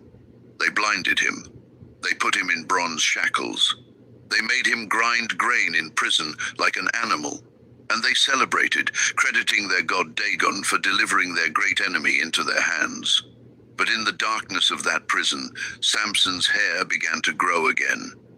At a great celebration in the temple of Dagon, with 3,000 people crowded on the roof alone, the Philistines called for Samson to be brought out and made to perform for them. He asked the servant, leading him to place him where he could feel the pillars that held the temple up. And he prayed, perhaps the most honest prayer in the book of Judges. Sovereign Lord, remember me. Please, God, strengthen me just once more. He placed his hands on the 2 central pillars. He pushed with everything that had come back to him in the dark of that prison, and the temple came down on everyone in it. The dead that he killed at his death were more than those he had killed during his life. Samson died with his hands on the pillars, blind and broken, and finally, in his very last moment, completely turned toward God. There is no tidy lesson in Samson's life. He was gifted beyond measure and self-disciplined almost not at all. He used his strength largely for personal grievances. He broke almost every rule of the calling he had been given, and yet God used him, not because of his character, but in spite of it, and because in the end, a blind man with his hands on 2 pillars cried out to the right person. The right person always hears. Between the chaos of the judges, tucked into the middle of the bloodshed and the cycles like a window opening onto something different, there is a small and quiet book called Ruth. A Hebrew woman named Naomi had gone to live in the land of Moab with her husband and 2 sons during a famine. Her husband died. Her 2 sons married Moabite women. Then both sons died.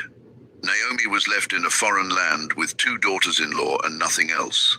She decided to go back to Bethlehem, her hometown. She told both women to return to their own families. One wept, kissed her, and left. The other would not let go. Her name was Ruth. And what she said to Naomi in that moment has been spoken at weddings and funerals and in the quiet places of hearts in every century since. Where you go, I will go, and where you stay, I will stay. Your people will be my people, and your God, my God. Where you die, I will die, and there I will be buried. May the Lord deal with me, be it ever so severely, if even death separates you and me. Ruth was a Moabite, an outsider, not born into the covenant. not raised with the stories of Abraham and the Exodus and the wilderness. And yet she chose it. She chose the God she had seen reflected in Naomi's life, even through years of grief and loss. They went to Bethlehem together. Ruth went to work in the fields, gleaning the grain left behind by the harvesters, which the law of Moses required landowners to leave for the poor and the stranger. She ended up in the field of a man named Boaz, a wealthy and honorable man who was a relative of Naomi's dead husband. Boaz noticed her. He heard her story. He told his workers to leave extra grain for her deliberately and to treat her with respect. He made sure she had water and food and safety in his field. In the customs of that time, the nearest male relative of a dead man had the right and the responsibility to step in and care for his widow and continue his family line. Boaz was not the nearest relative, but he wanted to be the one. He went to the city gate where legal matters were handled, gathered the elders, and when the nearer relative declined the responsibility, Boaz stepped forward. He redeemed them, both of them, Ruth and Naomi. Ruth and Boaz married. They had a son named Obed. Obed had a son named Jesse. Jesse had a son named David. That is why the story of Ruth is in the Bible.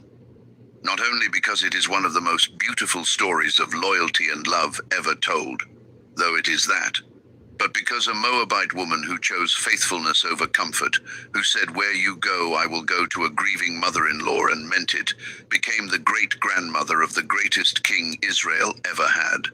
And one day, a far greater descendant of that same line would be born in that same town of Bethlehem.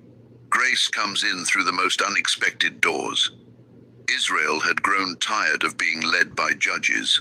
They looked at the nations around them and wanted what the nations had: a king, a visible human leader who would go before them into battle, someone they could see.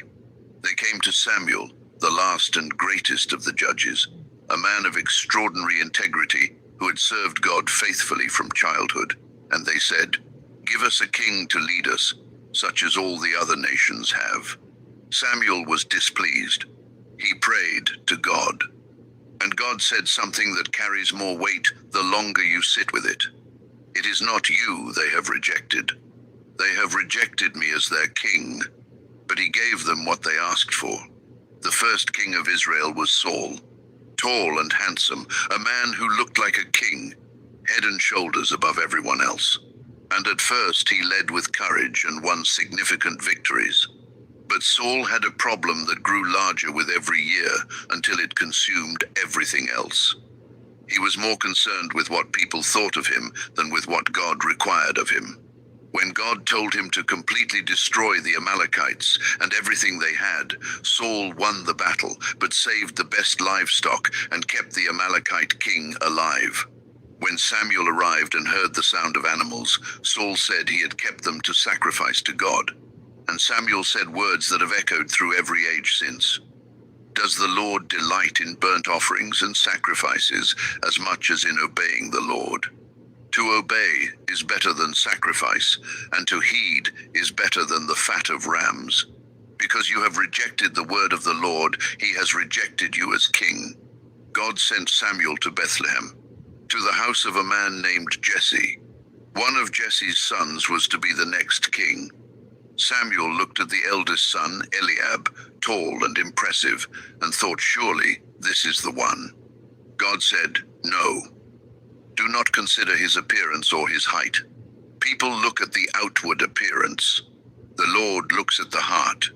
Son after son came before Samuel. 7 sons. None of them. Samuel asked Jesse if these were all his sons. "There is one more," Jesse said, "the youngest. He is out in the field tending the sheep." He did not even bring him in to the gathering.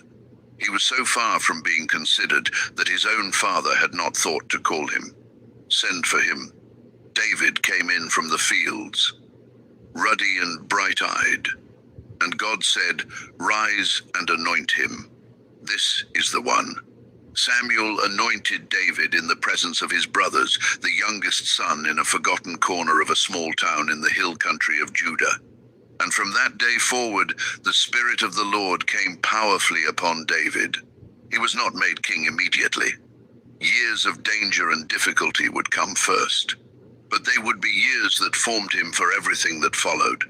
The Philistine army had a champion, a warrior from Gath named Goliath. He stood over 9 feet tall by the Hebrew text.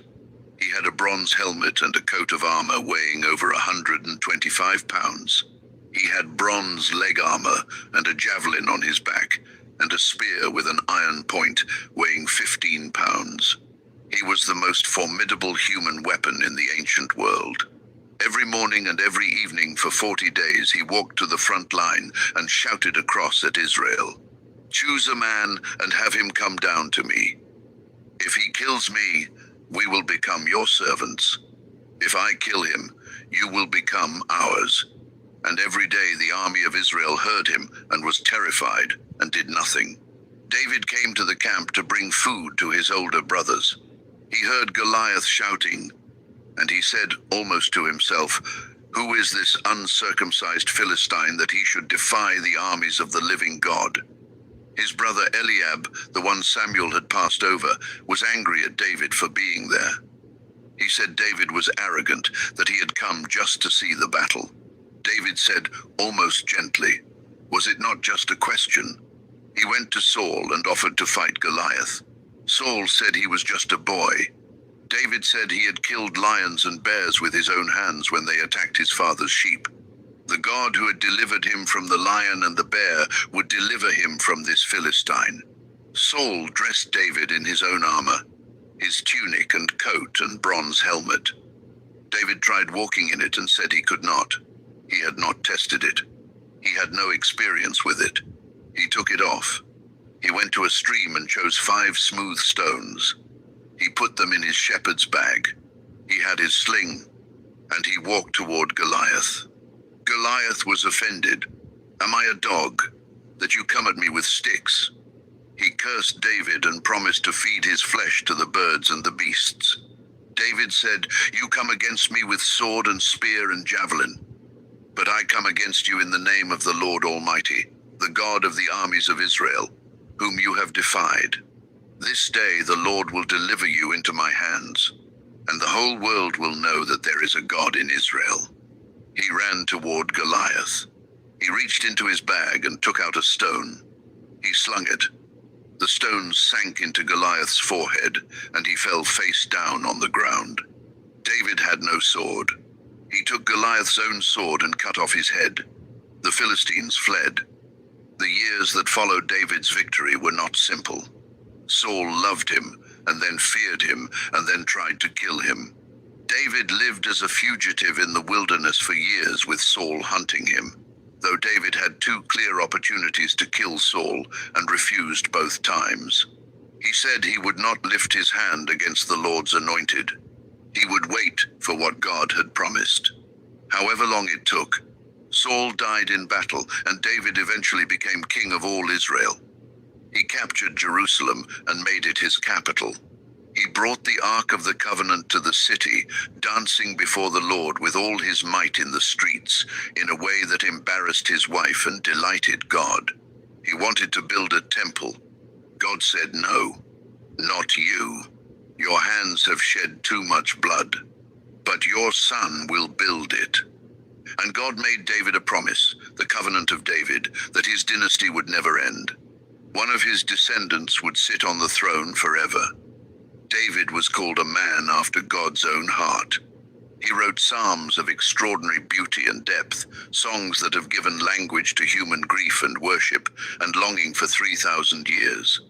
He led Israel to its greatest territorial expansion. He was genuinely and deeply loved by his people. And then came the night he stayed home from battle. He was walking on the roof of his palace in the evening and saw a woman bathing. She was beautiful. He sent for her. When he learned she was Bathsheba, the wife of Uriah the Hittite, one of his finest soldiers at the front, he should have stopped.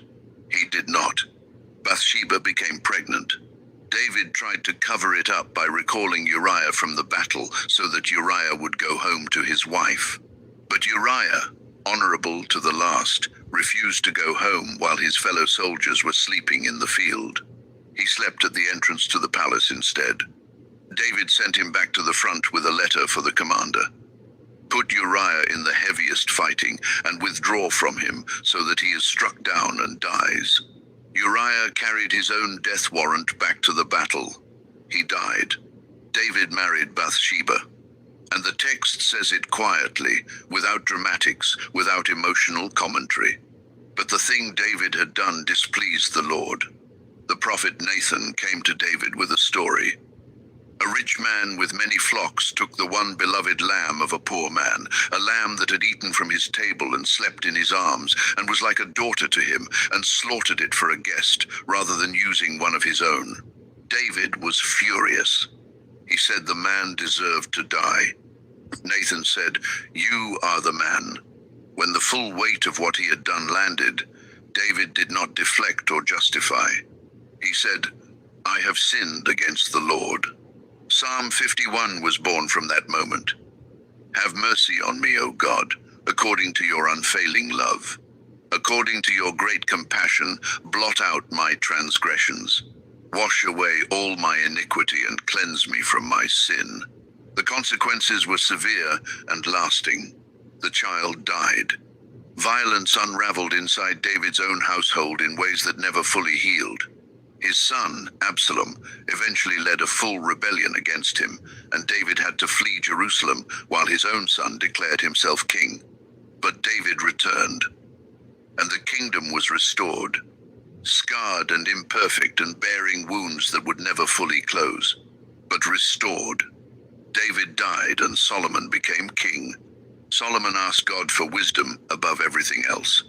God gave him wisdom beyond any man who had lived before or would come after. He built the temple in Jerusalem, the magnificent house of God that his father had desired and planned.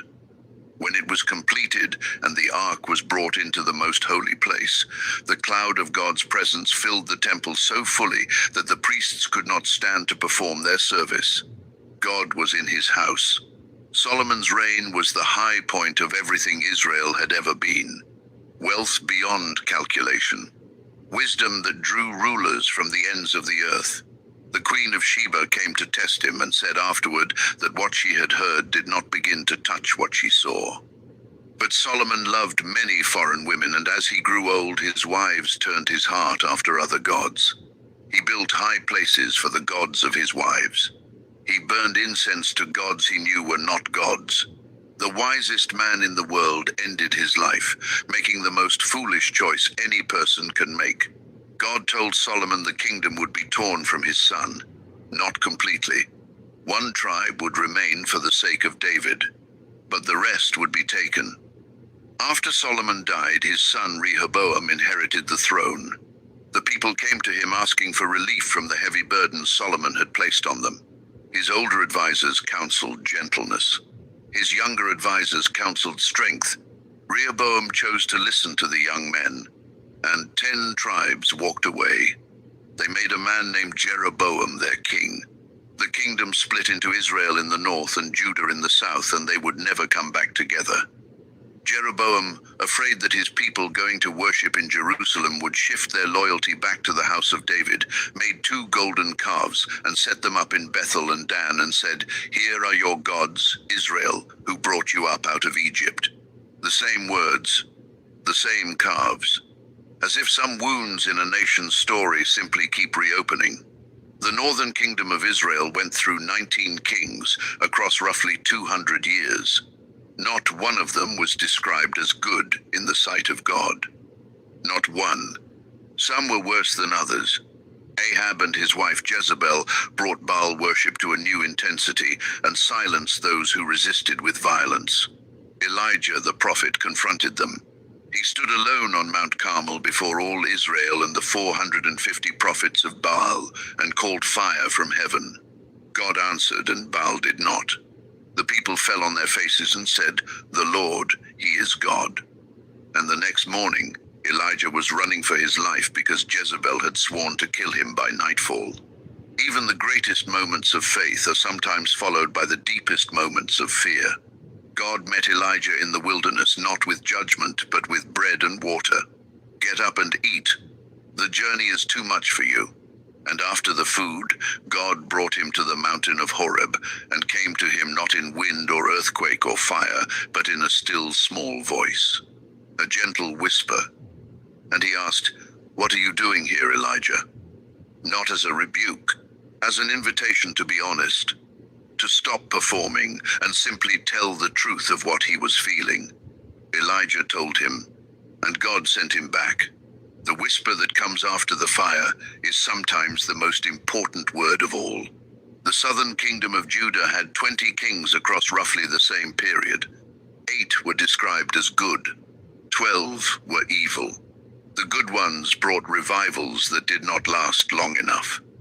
The evil ones brought the nation back toward the things God had always forbidden. Back and forth, decade after decade, the nation swaying between faithfulness and abandonment like a tree in a storm. The prophets were speaking constantly through all of it.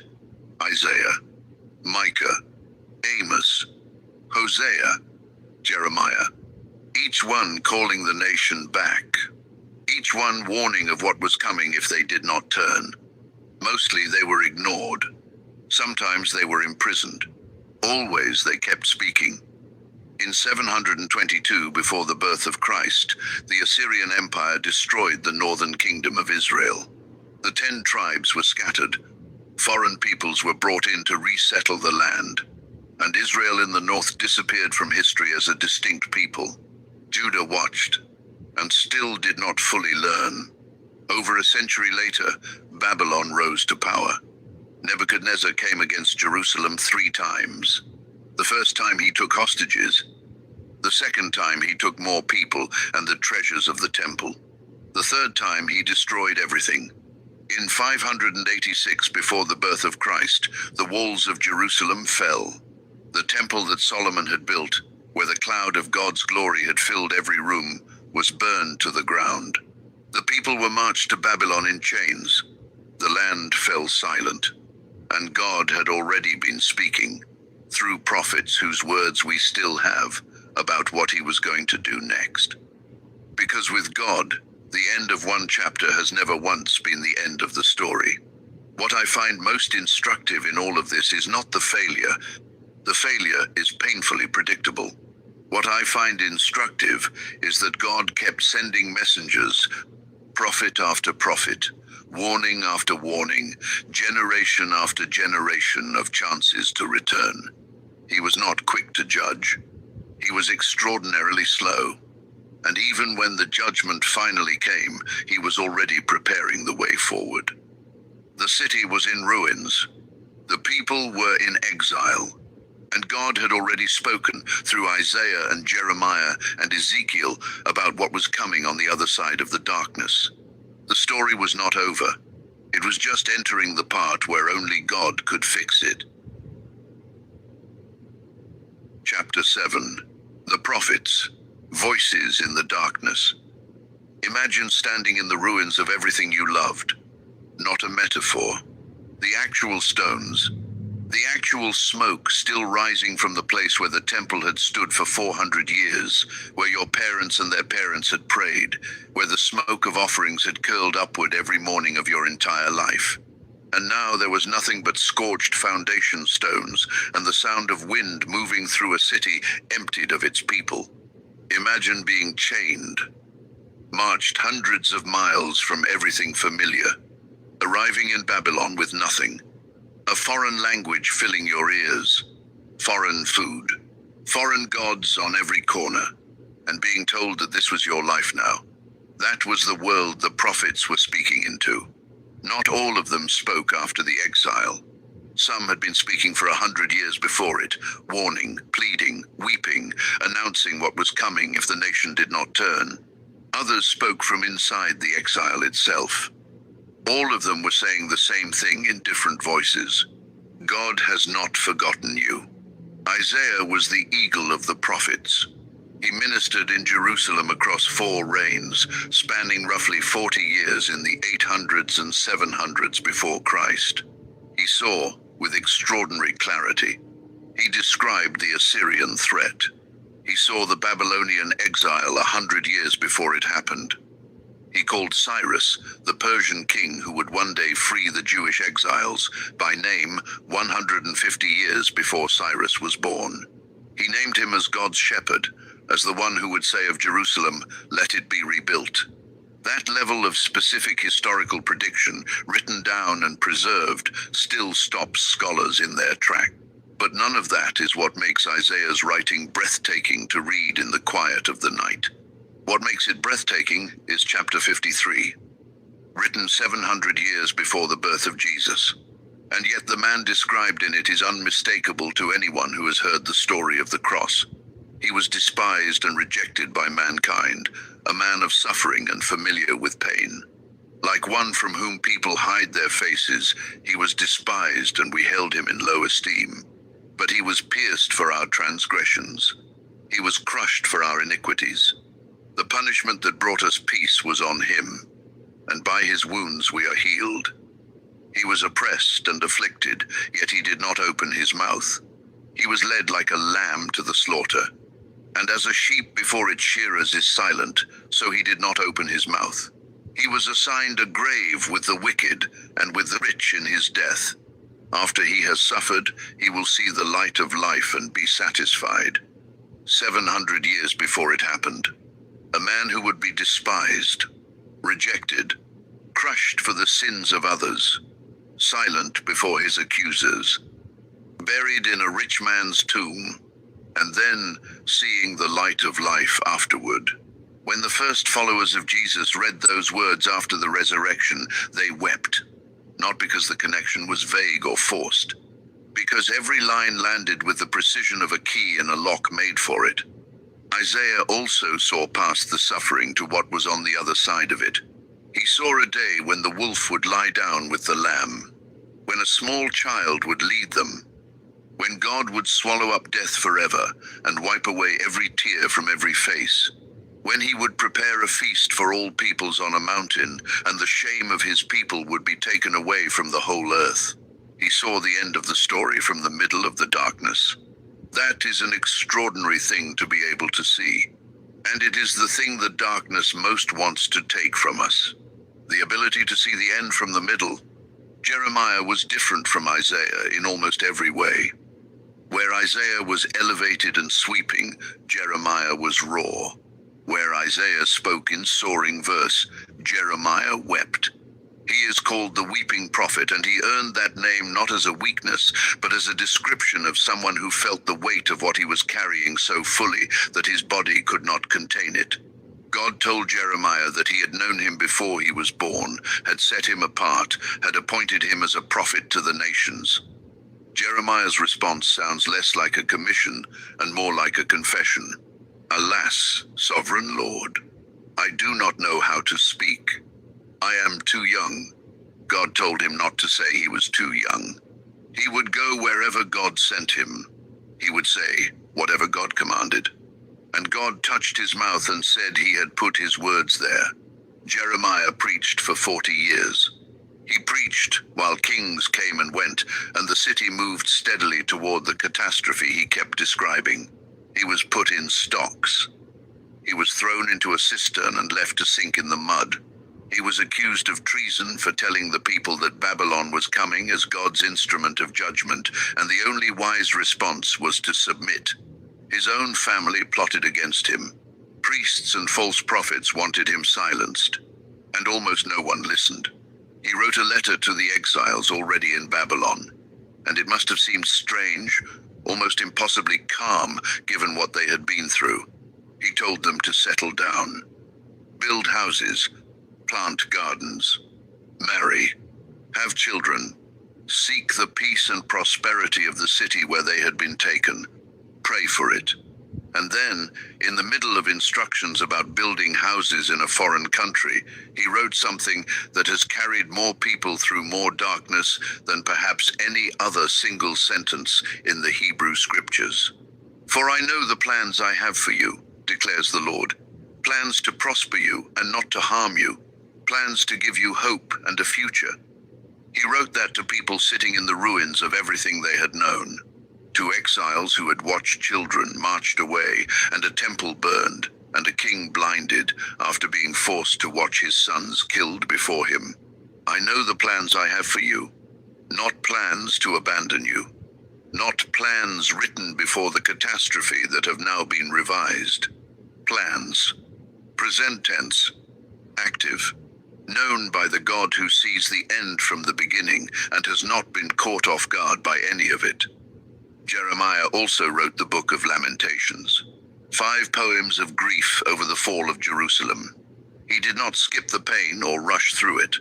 He sat in the rubble and described it.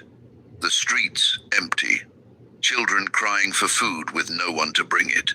The gates of the city sunk into the ground. He described things that happened inside the walls during the siege that are too terrible to repeat. He let grief be grief. He did not perform hope before it was ready. And then, right in the center of those 5 poems of grief, in the middle of the most desolate writing in all of Scripture, there is a pivot that still takes the breath away.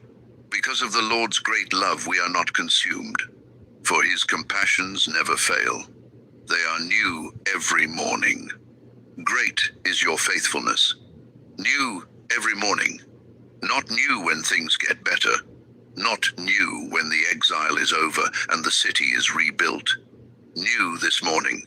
This specific morning in the rubble. This morning when there is nothing left. The compassions of God are new this morning, and they will be new tomorrow morning and the morning after that. That is not wishful thinking. That is the testimony of a man who was sitting in ashes when he wrote it. Ezekiel was among the first group taken to Babylon before the temple was destroyed. A priest who became a prophet in exile. His visions were among the strangest and most overwhelming in all of Scripture. Wheels within wheels. 4 living creatures with 4 faces each. Fire and lightning and the sound of rushing water.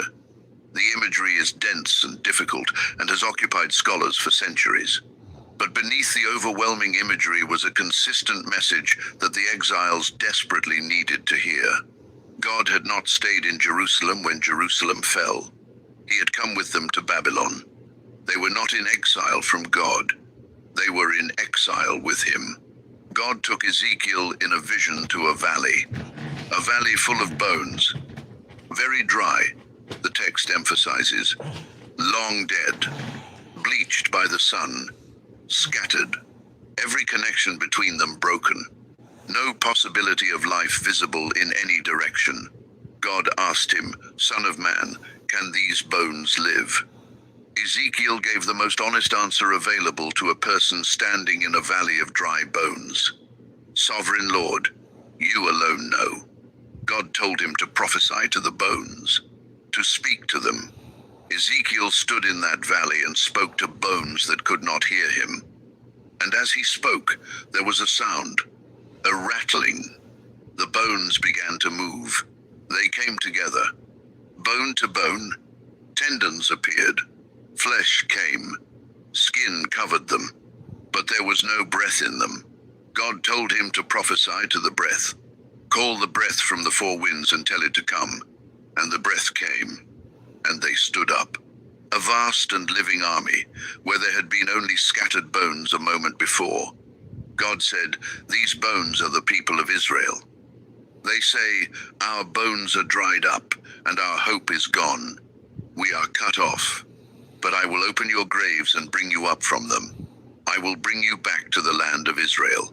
The same power that breathed into Adam in the garden would breathe into the scattered and exiled people of God and bring them home. Daniel was taken in the first deportation to Babylon as a young man.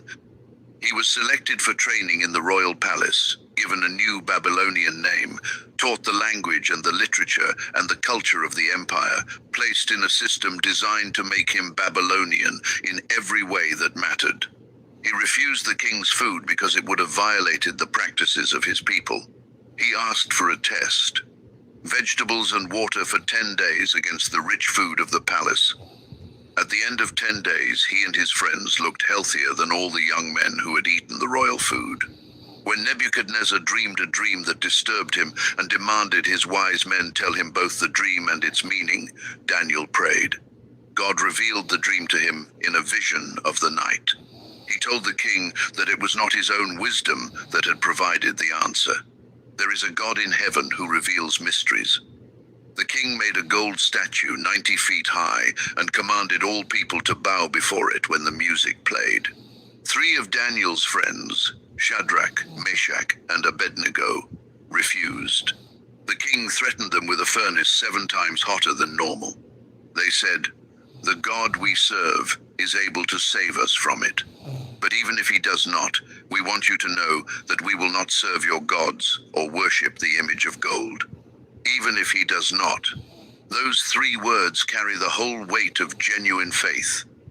Not the faith that demands a miracle. Not the faith that trusts God only if he performs. The faith that says, "I know who he is, whether or not he does what I am asking." The furnace was so hot that the soldiers who threw them in were killed by the heat, and the 3 men walked in the fire. And the king looked in and leaped to his feet and said, "Were there not 3 men we threw into the fire? I see 4 men walking around in the fire, unbound and unharmed. And the 4th looks like a son of the gods.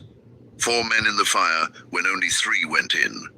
They came out without a singed hair, without a scorched robe, without even the smell of fire on them."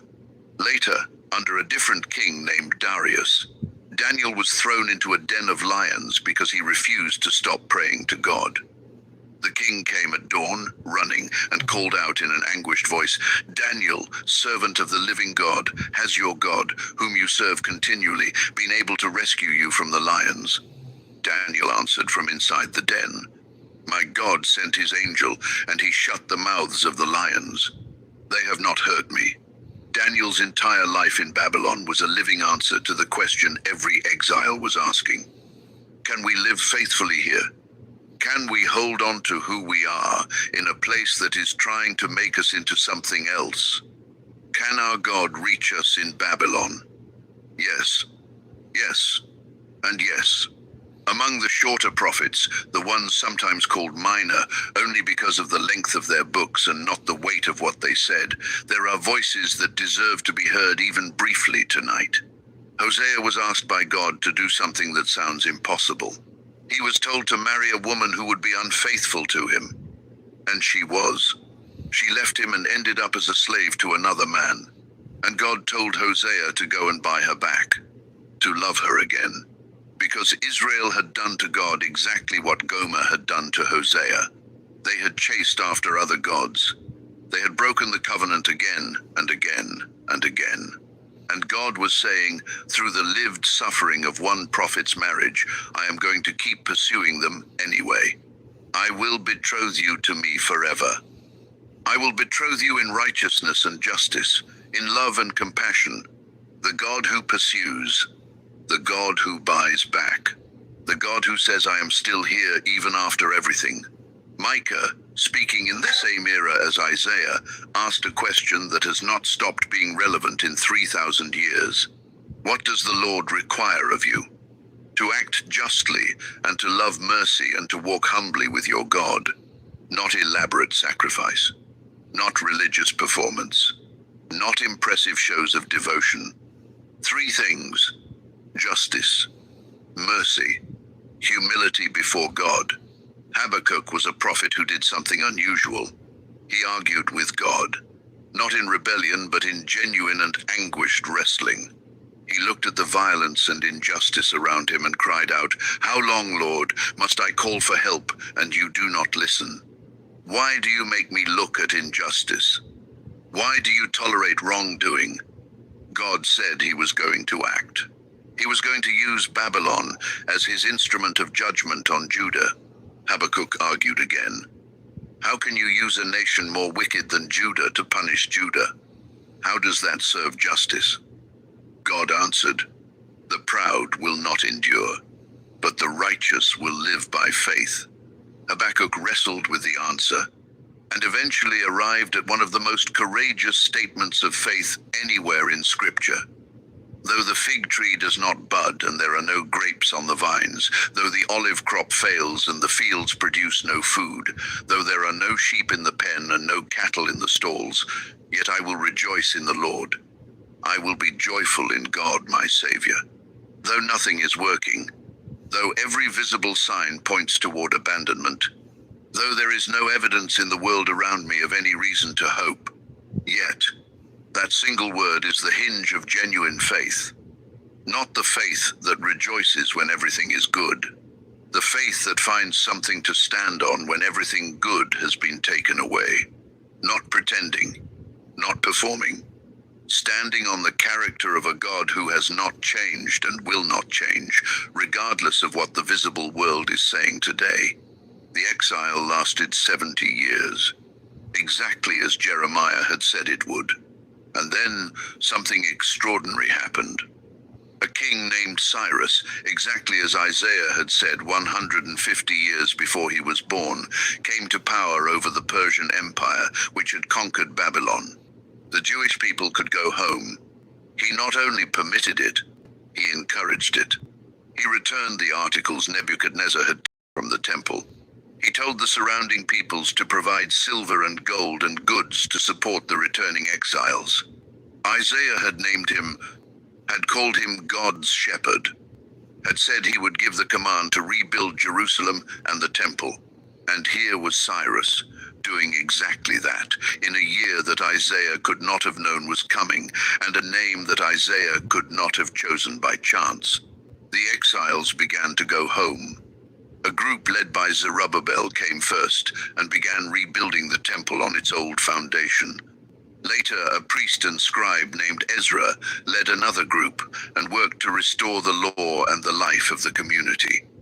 Then a man named Nehemiah, serving as the king's cupbearer in Persia, received word that the walls of Jerusalem were still in ruins, and wept and prayed and received permission to go back and rebuild. The walls went up in 52 days. When the work was finished, Ezra stood on a wooden platform before all the people and read from the book of the law from morning until noon, and the people listened with full attention. And when they heard the words, they wept. Nehemiah said to them, "Do not grieve, for the joy of the Lord is your strength." The last word written in the Old Testament came from a prophet named Malachi. His name means "my messenger." He spoke to a community that had returned from exile and had slowly, almost without noticing, grown spiritually dull again. The priests were offering blemished sacrifices. The tithes were being withheld. Marriages were being broken carelessly. The fire of the return had cooled to embers. Malachi warned them. He called them back to faithfulness. And then he closed his message with a promise and a shadow. God would send his messenger before the great day of the Lord. Someone who would come in the spirit and power of Elijah, who would turn the hearts of parents to their children and the hearts of children to their parents. And then the Old Testament ends. No more words, no more visions, no more prophets. For 400 years, heaven was silent. What moves me most about the prophets when I read them not as ancient religious texts, but as the voices of real people in real darkness, is how consistent their vision was across centuries. They saw judgment and they saw hope. They saw exile and they saw return. And through all of it, they strained toward a figure they could not fully understand, but could not stop describing. A suffering servant, a coming king, a child born who would be called Wonderful Counselor, Mighty God, Everlasting Father, Prince of Peace. A ruler from Bethlehem. One who would ride into Jerusalem on a donkey. One who would be betrayed for the price of a slave. 20 pieces of silver was what Joseph's brothers received for him. 30 pieces of silver was what Zechariah had written centuries later, the price God's shepherd would be valued at.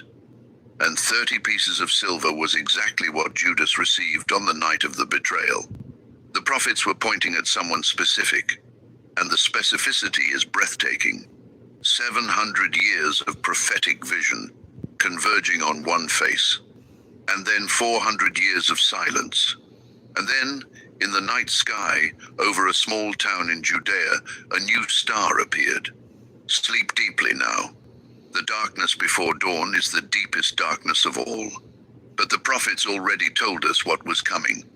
They saw it from 700 years away and could not stop describing it. And what they described arrived exactly as they said it would. The silence is almost over. It's pretty upsetting when you can pay for a certain amount of download and the upload speed doesn't match that. So what I like about Google Fiber is it's the symmetrical speeds. It's the up and the down. I love it. I love my Google Fiber. Dude, Google Fiber's the best.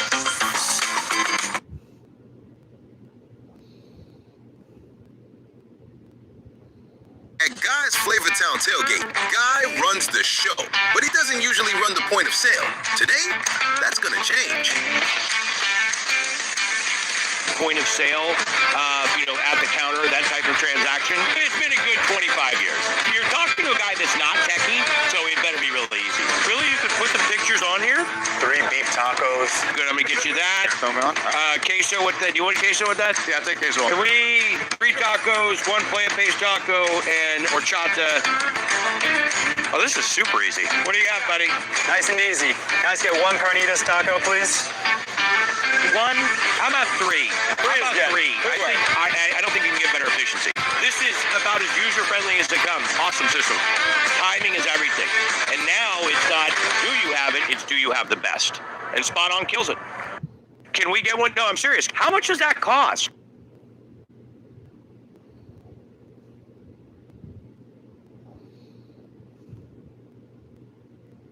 Chapter 8. The silent years and the world Jesus was born into. 400 years. Put down whatever you are holding for a moment. Let the weight of that settle. 400 years of silence from the God who had been speaking through prophets for 1,000 years. 400 years after Malachi closed the last scroll, and the last word of the Old Testament went out, and nothing came after it. No burning bush. No still small voice. No angel in the night. No vision. No word. Just silence. And somewhere in that silence, a question was living in the hearts of the Jewish people that never went quiet, no matter how many decades passed. Is he still there? We understand something of that silence, you and I. We know what it is to pray into what feels like empty air. We know the long seasons when the heavens seem closed and the promises feel old, and the faith that was once fire has become something you have to work to keep lit. The 400 years of silence is not just history. It is the interior experience of every person who has ever loved God and wondered in a dark season whether God was still listening. He was. He is. The world during those 400 years was not standing still while heaven was quiet. It was filling up, being shaped and prepared for something it did not yet know was coming. Alexander the Great swept out of Macedonia at 20 years old and conquered the entire known world in 13 years. He was 32 when he died, having never lost a battle, having taken an empire stretching from Greece to Egypt to the border of India. He never failed in war. He could not conquer death. What Alexander left behind was more lasting than his victories. He spread a language. Greek poured into every nation he conquered the way water pours into low ground, filling every space. By the time of Jesus, Greek was the common language of the Mediterranean world. A merchant in Jerusalem and a sailor in Alexandria and a philosopher in Rome could speak to each other without a translator. That was not an accident. That was preparation. When the words of the gospel needed to travel the world, they would travel in a language the world already shared. After Alexander died, his empire fractured among his generals. The land of Israel passed from the Ptolemies in Egypt to the Seleucids in Syria. And under the Seleucid king Antiochus IV, who called himself Epiphanes, meaning God made manifest, Israel experienced its darkest hour since Babylon. Antiochus was determined to make the Jewish people Greek in every way that mattered. He outlawed the observance of the Sabbath. He outlawed circumcision. He ordered the Jewish scriptures burned. He forced Jewish people to eat pork in violation of the law. And in 167 before Christ, he did what the Jewish people called the abomination of desolation. He walked into the temple in Jerusalem, sacrificed a pig on the altar, and erected a statue of Zeus in the most holy place. The place where God's glory had once filled the room until the priests could not stand was now housing a statue of a Greek god. The response was a revolt. A priest named Mattathias and his 5 sons, known as the Maccabees, led a guerrilla uprising that lasted for years. Against overwhelming odds, fighting with inferior weapons and inferior numbers, they won. They recaptured the temple, cleansed it, and rededicated it. The Feast of Hanukkah remembers that rededication to this day. The Maccabees ruled for roughly a century, and then Rome arrived. In 63 before Christ, a Roman general named Pompey marched into Jerusalem without a fight. The city opened its gates, and Israel became a province of the Roman Empire, the largest and most efficiently administered empire the ancient world had ever seen. Rome was a different kind of conqueror. It did not primarily seek to destroy the cultures it absorbed. It sought to connect them. It built roads, straight and durable, reaching into every corner of the empire with an engineering precision that the ancient world had never seen. A person could travel from Jerusalem to Rome on Roman roads with a safety and speed that would have been impossible in any previous era. More preparation. When the gospel needed to travel, the roads were already there. By the time of Jesus, the land of Israel was under Roman authority, governed by appointed officials and watched over by Roman soldiers, stationed in a country that deeply resented their presence. The man on the throne was Herod, called the Great, a brilliant and deeply paranoid ruler who expanded the temple in Jerusalem into one of the most magnificent structures in the ancient world, while simultaneously murdering members of his own family whenever he suspected them of threatening his power. The Jewish people lived under all of this with a specific and burning hope that had not faded through 400 years of silence. The Messiah was coming, a deliverer, an anointed king from the line of David who would restore what had been lost and break the power of every oppressor. The prophets had described him from many angles over many centuries, and the people had been waiting and watching and hoping since the last word of Malachi had gone out into silence. Different groups within Judaism understood the Messiah differently. The Pharisees devoted themselves to meticulous law observance and believed the Messiah would come when Israel was holy enough to deserve him. The Sadducees, who controlled the priesthood and had made their peace with Rome, were less focused on a coming Messiah and more focused on maintaining their position. The Zealots wanted a military leader who would drive Rome out by force and restore the kingdom of David by the sword. The Essenes had withdrawn from society entirely and gone to live by the Dead Sea, copying scriptures and waiting for God to act. All of them waiting. All of them expecting something. None of them quite ready for what they were about to receive. In a small town in the hill country of Judea, a priest named Zechariah was performing his duties in the temple when an angel appeared to him. The angel told him that his wife Elizabeth, who was old and had been barren her entire life, would conceive and bear a son. The son was to be named John. He would go before the Lord in the spirit and power of Elijah to prepare the way. Zechariah asked for a sign. He said he and his wife were old. How could he be sure this was true? The angel said he was Gabriel, who stands in the presence of God. And because Zechariah had not believed his words, he would be unable to speak until the day the child was born. Zechariah walked out of the temple unable to say a word. The people waiting outside understood he had seen a vision. He went home. His wife, Elizabeth, conceived. 6 months later, Gabriel visited a young woman in Nazareth. Her name was Mary. She was pledged to be married to a man named Joseph from the line of David. She was young. She had never been with a man. And Gabriel came to her and said, "Greetings, you who are highly favored. The Lord is with you." Mary was troubled. She wondered what kind of greeting this was. Gabriel said, "Do not be afraid, Mary.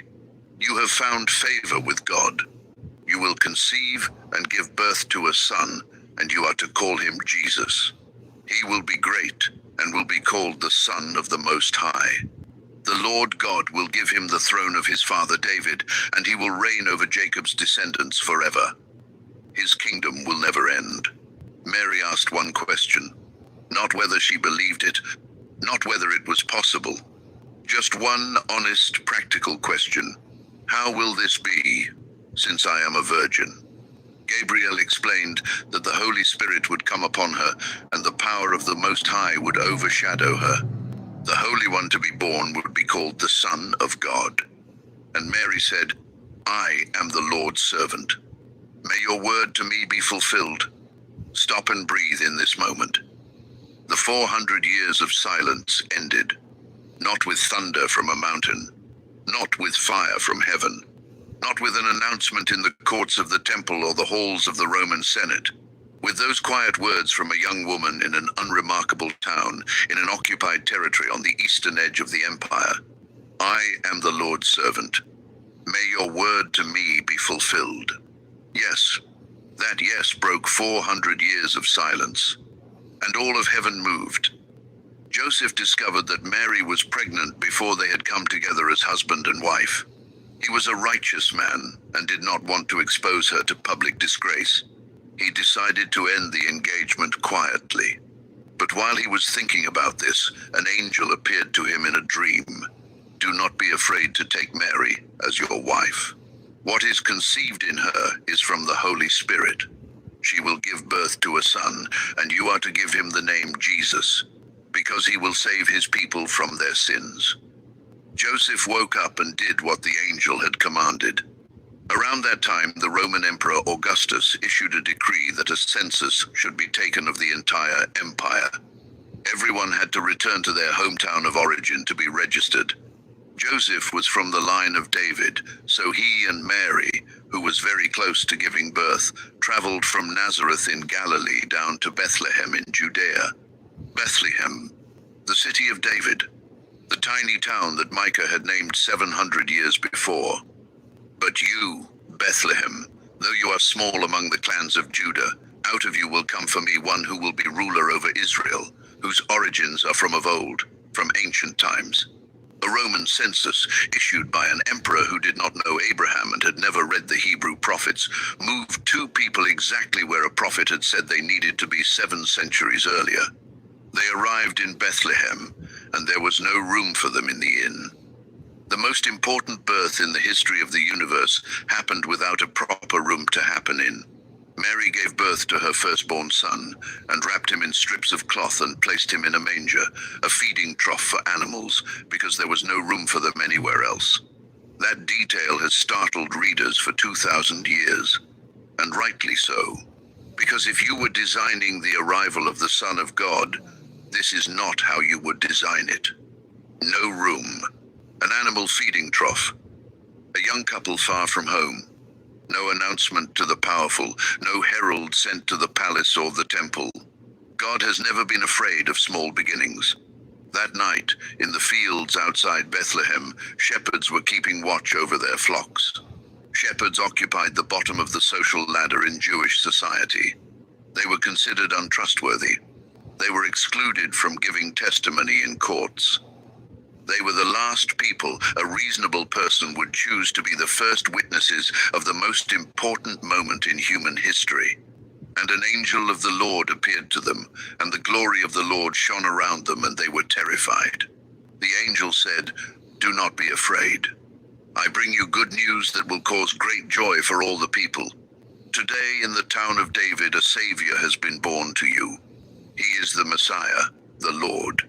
This will be a sign to you. You will find a baby wrapped in cloths and lying in a manger."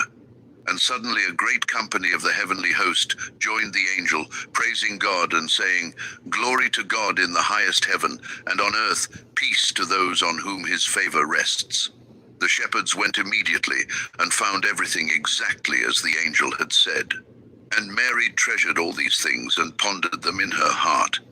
Sometime after the birth, travelers arrived from the east, Magi, scholars who read the stars, men from outside Israel, outside the covenant, outside the long history of Abraham and Moses and David and the prophets. They had seen a star and followed it to Jerusalem, asking where the one-born King of the Jews could be found. They had come to worship him. When Herod heard this, he was disturbed. He gathered the chief priests and the teachers of the law and asked where the Messiah was to be born. They quoted Micah immediately, "Bethlehem of Judea." Herod sent the Magi to Bethlehem and asked them to report back when they found the child, so that he too could go and worship him. He had no intention of worshiping him. The Magi found the child with his mother Mary, and they fell down and worshipped him and opened their treasures and presented gifts: gold, frankincense, myrrh. And having been warned in a dream not to return to Herod, they went home by a different road. An angel appeared to Joseph in a dream that night. "Take the child and his mother and flee to Egypt. Herod is going to search for the child to destroy him." They left that same night. When Herod realized the Magi had not returned, he gave orders to kill every boy in Bethlehem and its surrounding area who was 2 years old and under. The same ancient darkness that had moved Pharaoh to drown Hebrew infants in the Nile was moving again.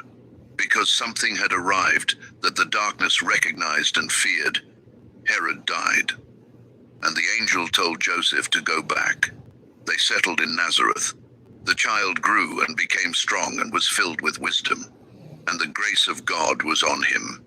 There is one window into his childhood.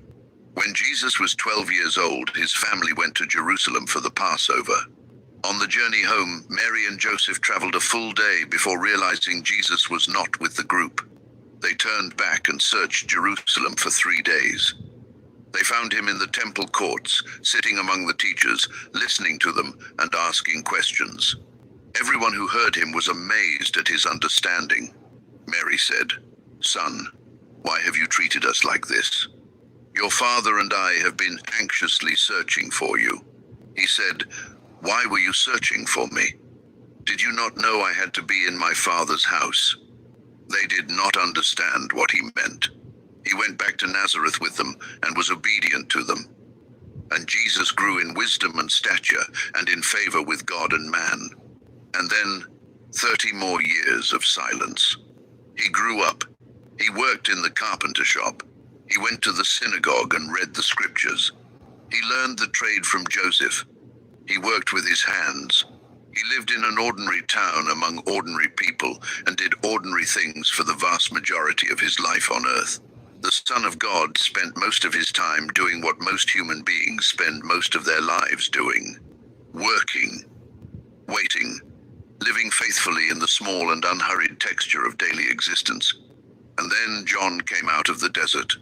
John the Baptist was the son of Zechariah and Elizabeth, the cousin of Jesus, the one Gabriel had announced 6 months before the announcement to Mary.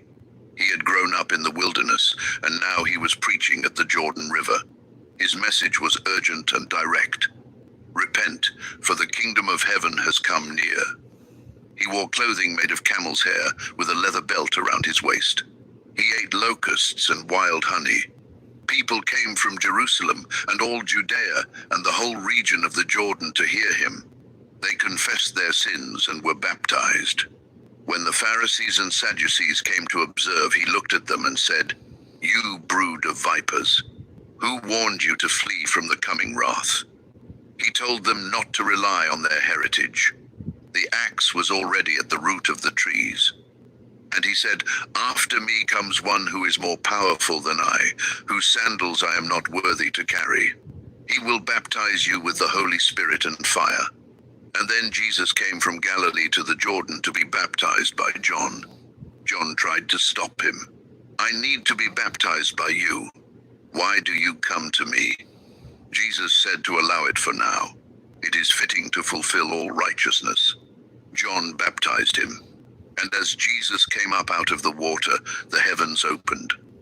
The Spirit of God descended on him like a dove, and a voice from heaven said, "This is my Son, whom I love. With him I am well pleased. The Father spoke. The Son stood in the water. The Spirit rested on him like a dove. All three present at once. At the edge of a river, in an occupied country, witnessed by a handful of people in the wilderness. Something had begun. Something the 400 years of silence had been holding its breath for. Let me stay with this chapter for a moment before we move on, because there is something here I do not want to pass over too quickly. The 400 years of silence were not God being absent.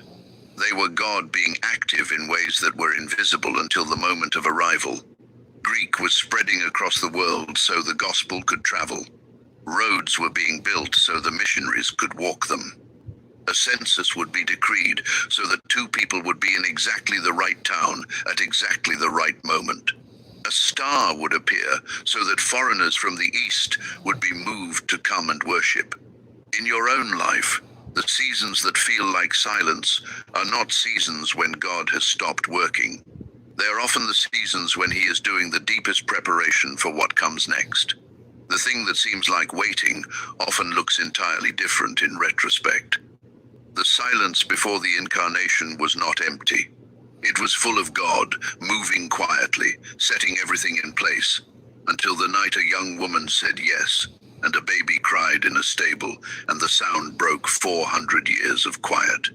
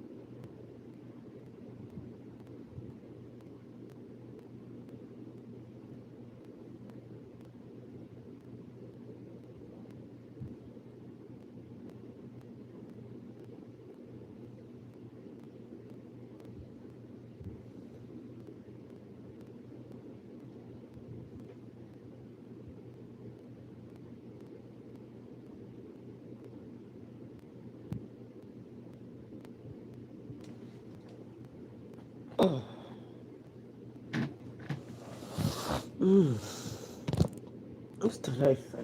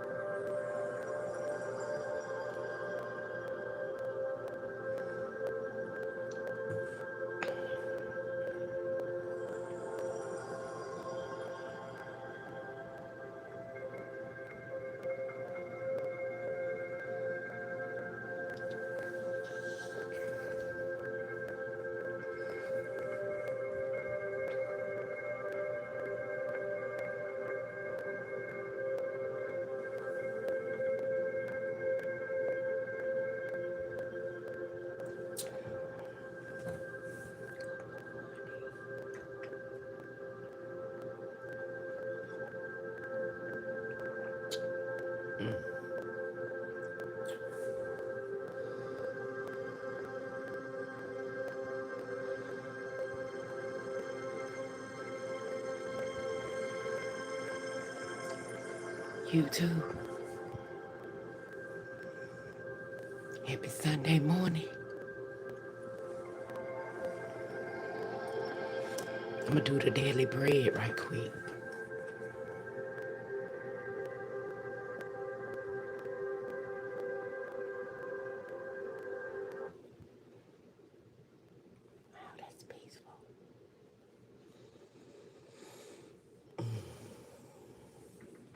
I'm going to give you some word, then I'm going to end this live, and I'm going to charge up my devices and come back in about 2 hours. Today is April the 12th. Okay, this is going to be coming out of Psalms 92 and 4. For thou, Lord, hast made me glad through thy work. I will triumph in the works of thy hands. Again, that's Psalms 92 and 4. When you dwell on all that God has done in your life, you will find great joy bubbling within you. Our lives are so full of God's assurance and his faithfulness. We have so much we can fall back on in times where we feel weak. Take heart and know that God is always there for you. Think of all he has done in your life, and you will be filled with joy. Dear God, I thank you for everything that you have done in my life. I am amazed when I think of your everlasting goodness. Thank you, Father, for always watching over me. I know that I can face anything in this life because I have the assurance that you are with me. In Jesus' name I pray. Amen. Now I want y'all to have a blessed and amazing morning. And I'll see y'all in an hour or two for church. I'm going to enjoy my coffee and charge up my devices. And I hope you slept well. I did. Have a blessed morning. Peace. See you in a little bit.